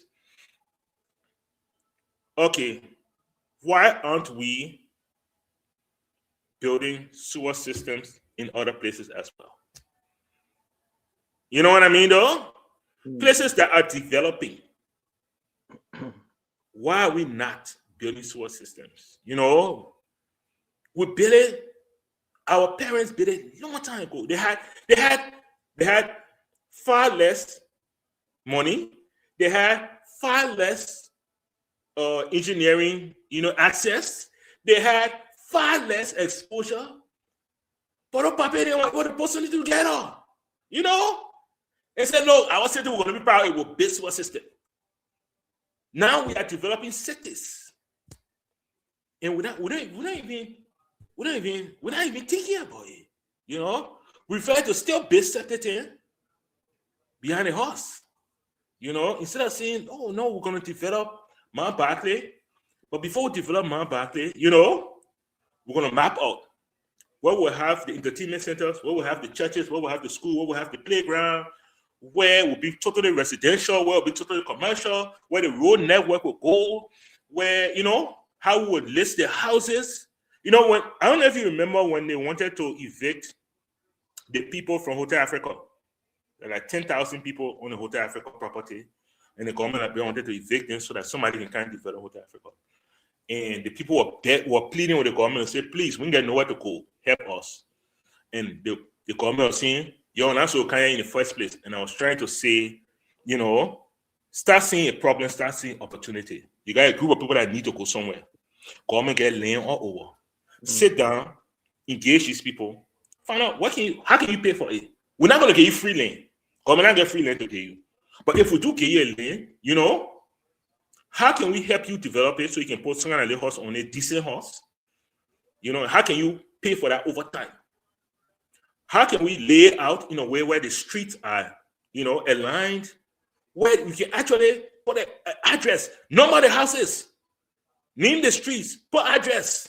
Let that be the first enclave where if I go in there, I can tell the keke say, I go in Rawa Street, house number 824. And you can tell me directly Rawa Street, house number 824 and put me down. See that opportunity. But anyway, I'm gonna get off the soapbox. Sorry. I'm gonna get off the soapbox. But once again, you know, I didn't vote for Joseph Boyka. I didn't think he had the energy, even if he had the desire. But I was hopeful that these little things, you know, that he would be on the road to it. You know, government's continuity. Even if you can develop it now, put the concept together. So that when you leave, maybe the other person that come in can pick it up from there, you know, and run with the concept. But anyway, tourism. Let's spend a short time on tourism, man. You were talking about going Harbour and spending the weekend in Harbour. I mean, that I grew up. The people never spend weekend in Memorial. The people never spend weekend Friday. The only thing now is to get home and with it. But when I talk about that, they always a day in a drawer. I didn't made it straight. I only day in a drawer used to go. That trusted drawer. You know, I only day in a drawer used to go. But Friday, probably woman will find a clothes for the drawer. Yeah, can't get your pass suitcase for in the car. Probably get in the car. You go. Sunday you come back. You know, but. Talk about tourism, man. Growing oil of Bureau is just amazing how we are at this point. So the tourism, I think, under this government, coincidentally, right, tourism has started to take a very prominent role in Liberia. I think there are a lot of enclaves that are being developed by Liberians, private Liberian citizens. You've got way more. When I was in Liberia in March, there's a lot more places for people to stay, like Airbnbs, you know, purpose-built places. You've got a lot of eco villages and eco sites. You know, they've developed Patawi. There's a place in Robertsport and a Wallacor, or whatever they call it. You got a few so there are a lot of tourism destinations in Liberia popping up, right?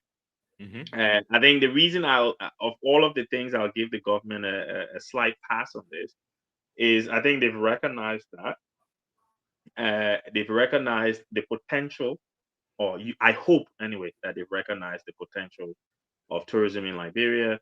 Hence, they've set up the Liberian Tourism Authority, right? So there's an authority now that will focus on developing, you know, or supporting these private Liberians who are making headways within the tourism sector to make more headways, right? Saying that recently, there's a friend of mine who has established a travel and tourism company for Liberia. It's a Liberian-owned travel and tourism company, that have asked me to come and sit on their board. So at least the hope is that we will make some contributions in that regard. But in terms of the government, I think it's just fortunate that a lot of Liberians, private Liberians, are doing things in the tourism sector, and the government, I think, has recognized. I'm hoping they've recognized that with the establishment of the tourism authority. We have to give it a chance. But the reason they get passed is because of that authority. But when I say a pass, it's a skin of the teeth. Well, at least there's a pass somewhere. So it came all the way to the end, but we got at least one pass. There's my thing on the tourism. I think the tourism is a low hanging fruit. I think it needs to be more coordinated, more organized. I think it needs to be more forward thinking. And I don't think it's gotten there yet. We're still waiting on the authority. I mean, they just put themselves together. I think they're just trying to find their feet, But I think that's what I'm looking for. More coordinated. There's a lot of people doing a lot of things. When you go in the country, there's a lot, but it's all individual. It's all scattered. There is no one place I can go right now. There's no one place I can go right now that would list all of the activities and all of the attractions, that I can do. There's no one place. So what do I do? Everybody trying to do their own thing. Somebody posted a villa. I think it has like about 4 or 5 small houses in there that some lady are doing, and I was very impressed with it. I think is it the one in Marshall? Yeah. Yeah. I saw it. When I saw it, I was like, oh, when I go to Bureau, I will see if I can make time, to kind of stop down and just but the thing is, I was just scrolling through Facebook and I just happened this guy that used to work with Spoon Network, Emmanuel Cotti. Oh yeah, he does the videos. Yeah, the content. He the one that did that video, and because I follow him, when he went to this place, that's how I was able to see it. Yeah. But there's no, if I want to go to, just put something out there, South Africa, Ghana, whatever it is, there is a place I can go, and that will tell me from area to area. If you stay in Accra, these are the attractions. This is what it look like. These are the locations. This is what it will cost. And even if the cost is not accurate, it gives you a sense of, can I afford this? Can I do this? Can I do that? So I can plan my trip. I can plan my trip and plan what I want to do. That's the coordination I'm talking about. That's the coordination I'm talking about. There needs to be coordination. So if I'm thinking about putting a restaurant down in Liberia, if I'm thinking about putting, I was trying to read a guy's stuff here. If I'm thinking about putting a restaurant in Liberia, and while I'm trying to develop that concept, somebody tell me, oh, the person got a villa in so place, that curves my thinking. That curves my thinking. This person I was talking to who has a house behind the mansion, I asked them, I said, so you got the executive mansion, you got budget bureau, you got the Ministry of State for Presidential Affairs, you got the Ministry of Information, you got the legislature, you got LU, right? You got foreign affairs, you got the Temple of Justice, right? You got all these places. Can you name me one good restaurant over there that if I have a foreign dignitary, I can go to, I can take them to, if I'm a senator or if I'm a representative or something like that. He said there's none. I said, there you go. That's an idea for you. That you can do with your place now. You can turn it into you can invest and turn it into a really, really, really nice restaurant, high skill, upskilled restaurant, and stuff like that people can come to, and you got all these places around you, Everybody want order kobo and eat it in the office, especially if you got guests, You you got gas and you want to fit your day into your lunch, you say, hey, my man, we got a meeting at 1 o'clock. Let's do lunch. You know, you do it at one time. You say, oh, there's a new place that opened down there. Let's go check it. You go down and you're impressed. It clean, you know, the food is good, you know, and stuff and all those things. And you like, but anyway, that's on my mind thing. Sorry. We have 10 minutes. Let's dive into these two things here really quick. The diaspora. You've seen what's been going on in the U.S. with our president, Mr. Trump. I like to call him that. I love one of the things I love about America is that whether it is Donald Trump, whether it's Barack Obama, whether it's George Bush, whether it's Joe Biden, they call them, the highest title they gave them is Mr. President. Our little country, before they call Boykani, His Excellency, the honorable. I just be tired, man. I be tired, but that's just my own pet peeve, you know. I hope the next president bring our whole level down. You know, don't give me all the title, you know, data this and no. Just call Mr. President. Honor the office. You know what I mean? Honor the office. Forget about me talking about His Excellency, this, that, all that kind of crazy. But man, you've been watching the news. You've seen what's been going on. You've seen reactions from Liberia. Some have been sympathetic. And some have been straight out in your face, you know, toxic. What's your take? One, what's your take on what's been happening? And two, when it comes to the diaspora, whether America, Europe, Australia, or even in Africa, what do you think? We've done a lot to bolster the Liberian economy. Do you think now, after all these years, that is the most effective way, or do you think a return to land should be our next venture? Well, obviously, you know, like we said from the start, what is happening in the US is quite concerning. I wasn't watching. Someone sent me a meme the other day of someone driving in the US, and on their dashboard they got their American passport, their birth certificate, their Make America Great Again cap and all that, because that's how you need to drive now. Else, you know, when they bop you, by the time I was talking to a friend of mine yesterday, and people with green cards have been arrested and put in detention centers, and by the time your lawyer get you out, it's like 2-3 months later, right? Yes. And you've wasted your time, you've lost your job. You probably, if you're renting, you've lost your home, and you know, and these guys are not messing about. So anyone who sees this and rejoices is inhumane, right? Because let's say you're in Liberia and you've got a brother or a sister or some family member in the States, every time you call them beanie you things like that, it's still not a reason to jubilate when people are good. Because these, you know, I'm watching it from the UK and I'm appalled, right? I'm frightened, right? And I've got a friend of mine who's getting married in the US in July that I'm supposed to be coming for. And I'm thinking to myself, I'm going out because look, I never went to the US when Trump was president the first time.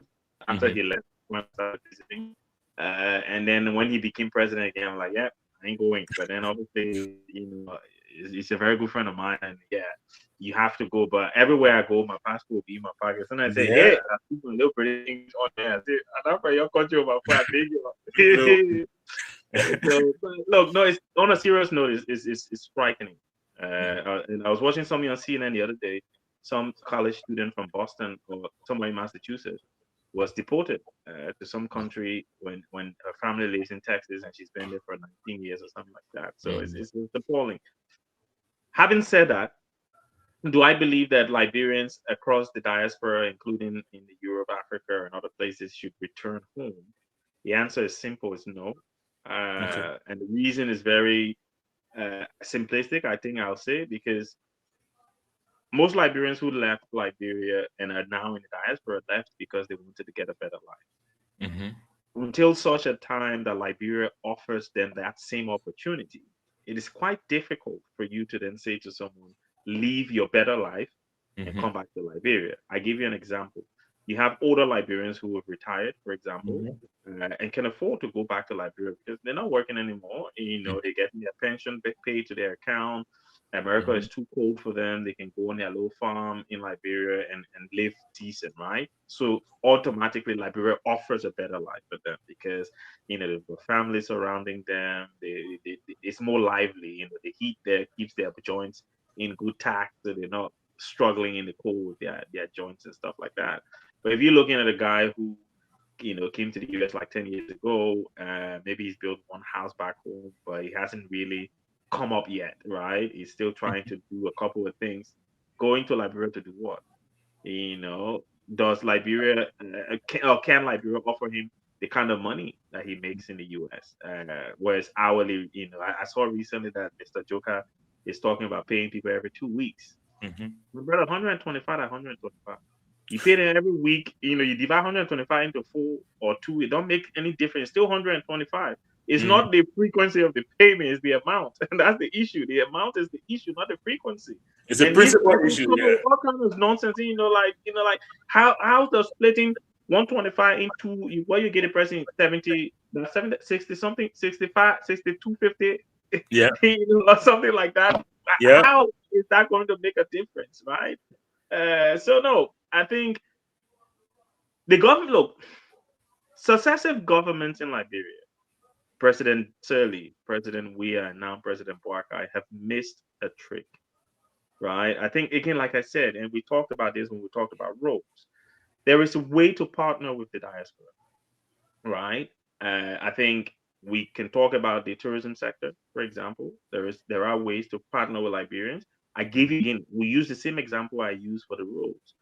If this government, through the tourism authority, comes up with a holistic plan, travel to, say, the Maldives, or travel to Spain, countries that have maybe 10-15% of their GDP coming from tourism, and learn about their tourism system, right? Understand how they've managed to develop these things, and then try and replicate that for our context. Yeah. Come together and say, look, you know what? We need to create a variety of things for people.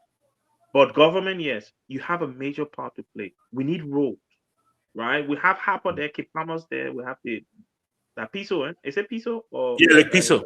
Yeah, Lake Piso there. We Yeah. have Lake Piso there. We need to develop that Kipamas area, right? Harper City. But we need people to be able to get there. Okay, maybe you say, okay, we can't get the roads now. So we say, oh, Mr. Patmo, yeah, oh, man, I know you let the investment bin in Liberia, but you think you can come with you 4 of your friends then? You're buying on a yacht that will be transporting people from Monrovia to Harper to go be enjoying Harper City. Nice little yacht that can take maybe 60 people at a time or something like that. There's a little restaurant on the yacht. You got a bar on the yacht. So the holiday starts when you hit the yacht, right? And then the government say, we'll give you tax breaks, right? So instead of paying taxes, full taxes for the first 10 years, we'll give you like 90% on your taxes, right? So you won't pay taxes, and importing these things, you won't have to pay custom duties or anything, because we want to connect Monrovia to Harper, right? And then they say, oh, Fidel, yeah, you get more, you get some 1 or 2 friends there. Why you can't talk to some of your friends? You come, some of these old buildings. My brother, I went to Harper and saw some structures. Nice. I saw President Trump's house, man. I look at it and I'm like, yeah, the people were enjoying it. Talk to the company family, for example. Say, look, we want to turn this place into an attraction, right? You guys have the money to renovate this building. And we're going to say, this is President Trump's house, right? So the rooms are going to be there for hire. My brother, you charge me $2 a night to sleep in President Tottenham. I will pay $2 a night to sleep. Yeah. God will come out of here and say, I slept in the bus that President Tottenham used to sleep in. That is the kind of thing you expect. And again, I'm not a tourism expert, right? But if I can think about these things, it's common sense. So the guys who are coming in need to sit down, and that is how because I can guarantee you, if these kind of things start to pick up and the country starts getting better, you will sit down here for some time. You sit down here, why getting on 9 o'clock every morning? When I can go set up something good in Harper City, I know that the tourism board is advertising my business. I know that, okay, yes, not throughout the year, but maybe December, maybe around school holiday in July, and maybe around this time, that's when the business will be high. So I'm going to hire seasonal workers, right? So when the business is high, I bring in extra staff. When business is not, and not only that, but all of our young people in Liberia who work in banks, who work in government, are going to Ghana for holiday and things. The tourism board encouraging them, look, why go spend 500 to go Ghana when you can go right here to Harper and get the same kind of treatment, right? Spend less money for the same kind of treatment, right? You're not paying for plane ticket. You just get on the yacht. Probably cost you $100 on the yacht each way. You get there, you get a free drink or you get a meal or whatever it is. My brother, I would, if I was working in Liberia, I would be happy to go to Harper every year, right? Yeah. Because at the end of the day, I'm getting to see all go to not Kipam, Rubber Sport, right? The same thing can go both ways. And those are things that you expect the tourism board to do. But if the country starts to get better, if there are better partnerships with us, if you invest in a yacht in Liberia, my brother, you turn it over 150,000 a year. You think you won't be sitting in America doing the thing you're doing? No. You probably your dad where's driving. You be here running this thing, me are going running other things. Yeah, and nobody will tell you to come back. If you look at Ghana, I've visited Ghana recently. I've got a friend of mine in the US who's from Cameroon, bought a big house in Ghana, right? A lot of people are buying homes in Ghana because Ghana is attractive. I went to Ghana and I've got some really good friends there. They took me to a nice place called Aqua Safari, my brother. If you see first of all, since my mom bought me, let me speak to the Liberian way. Since my mom bought me, I've never been into a hotel room where the mini bar is free. Everything, all the alcohol and all the yama yama in the mini bar is when I enter the guy said, "Oh sir, here's your mini bar. Everything in there. If you want to open, I saw the man of butter there. I said I would die in it. I can enter all the butter there. I'm over here. But I'm talking, my brother. We ate breakfast. We asked the quota. I think we were about 15 in our group. They said, "Oh, can we have our breakfast by the river?" They said, "Oh, yeah."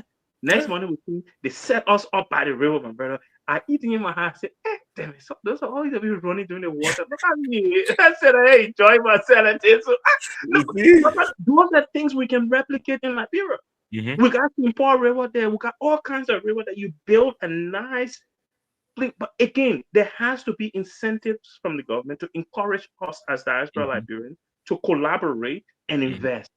Knowing that but my brother, let you here and you go buy a little farmland in Liberia. To talk about it on TV is scary. So then what do you make you want to go Liberia? The place is not conducive. You go there now, everybody think you want job. You start doing anything in your little district, the representatives They won't run for office. And it's hard. So for us, my brother, it's not safe, first and foremost, because soon you go there, put one run behind you, and two, there's not better options for us. And again, it's not that we're neglecting, because all of us are investing. Whether it be paying school fees, whether it be buying properties, whether it's developing properties, whether it's running businesses, we're all investing in Liberia regularly. But for us to leave what we have here and go back, no, I wouldn't. Unless you have something on the ground that can sustain you, then yes, make that move. But no, I wouldn't say that.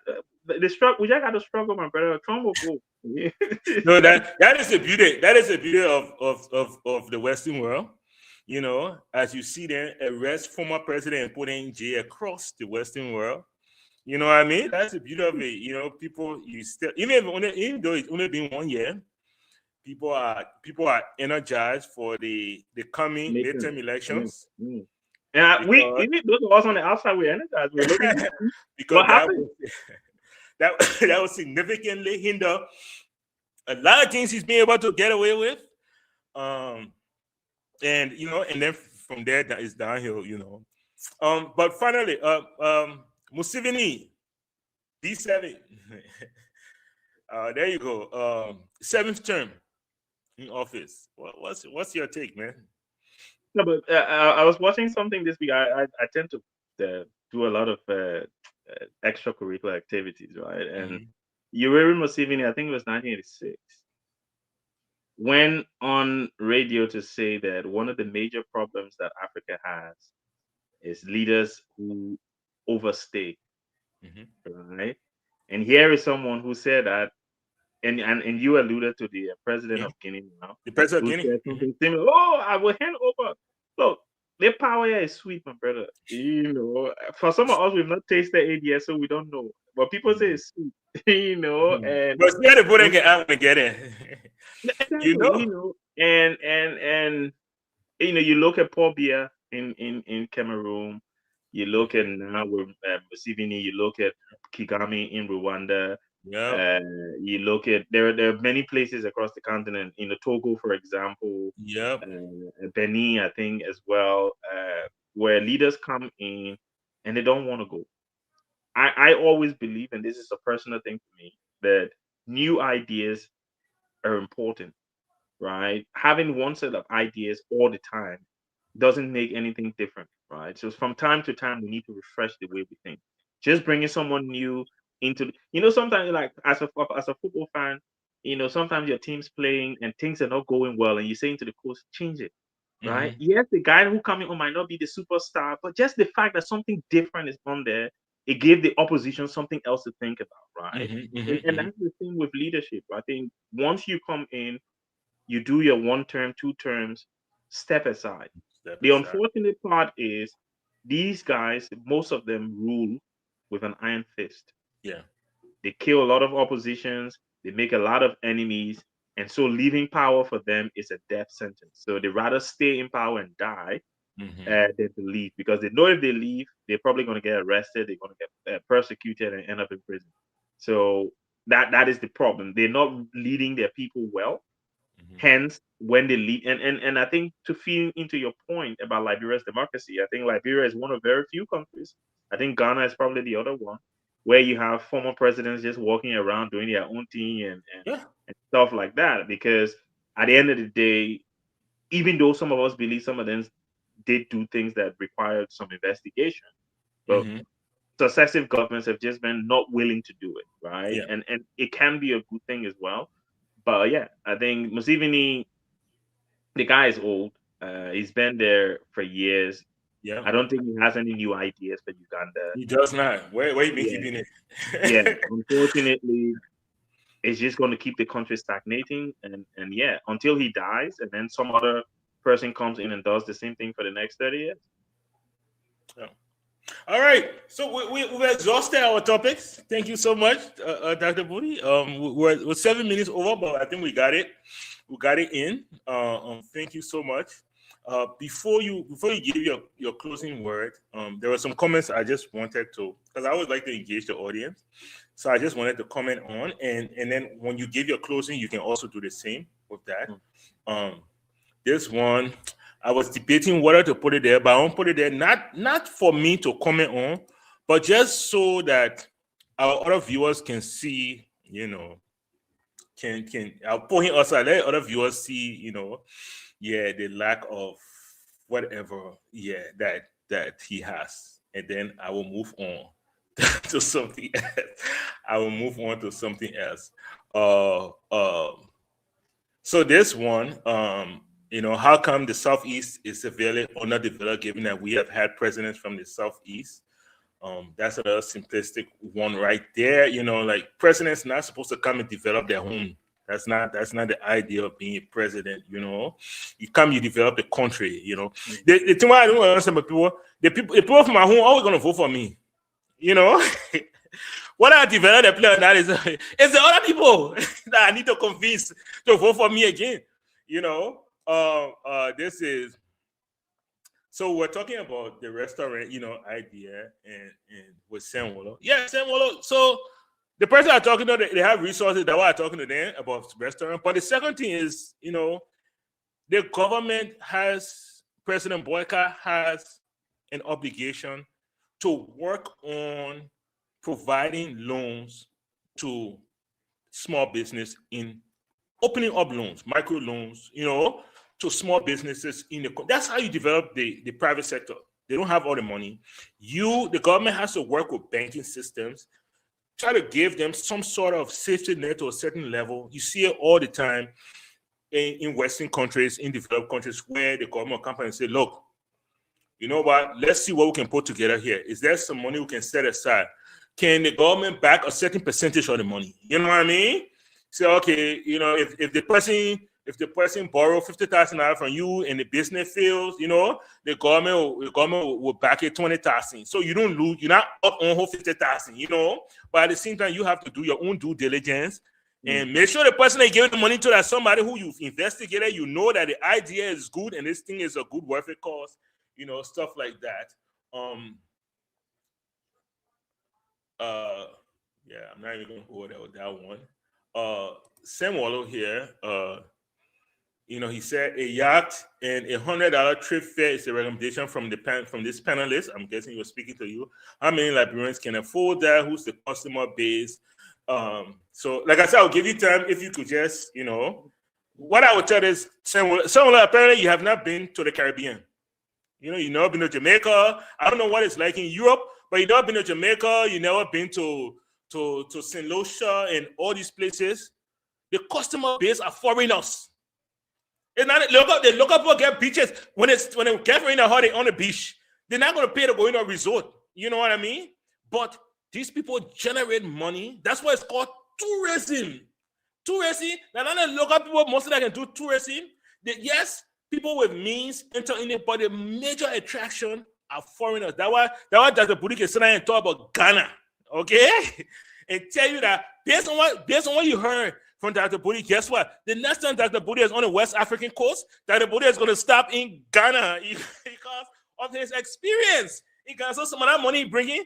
Not be spending Liberia. He will stop. He will say, no, I beg you, I got to stop in Ghana to my little resort, on the river, and I got to do that operation one more time, and that's how things work. So you can't just look at the local. What it does for the local environment is create jobs that the people can feed off. But yes, Liberian people, the money that foreigners will spend to go sit on the beach, the Liberian people will not spend that money when they can jet park behind a house and go sit down on another beach, probably next to that beach. Well, when you're getting the water, all of you in the sea water, they're not going to do that. But let me give you 3 minutes here. Go ahead, and you can touch base on those things and the things we've talked about. And we can close it out from there. So, to my brother or sister, I'm not sure who made the first comment about achieving stuff. Look, at the end of the day, I'm not competing with the president of the Republic of Liberia, right? But what President Boakai has been able to achieve has been through working for the Liberian government, right? He hasn't worked internationally like some of us have. In terms of contributions to the world, I do not believe that the president of Liberia has made as much contribution academically or in terms of project development and projects that I've managed globally. So we work in different sectors. So one, you can't compare us. When we're talking about impact, the number of people I've impacted with my work, we're talking about millions of people across Europe. And he has impacted about 4 or 5 million people in Liberia, right? So yeah, saying that as well, he was 61 years old when he became vice president.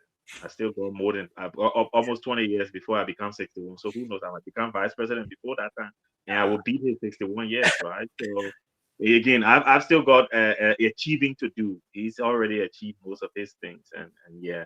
But look, I don't hate the president. I'm only commentating on my feelings and my understanding, my analysis of what is going on in our country, what we expected from his president.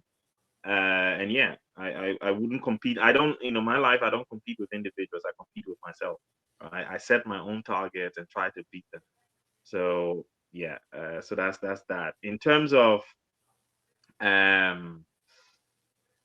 the second comment about us having the fantasy. Look, we do not have all the solutions to like this problem, right? We offer some based on our limited understanding. Right?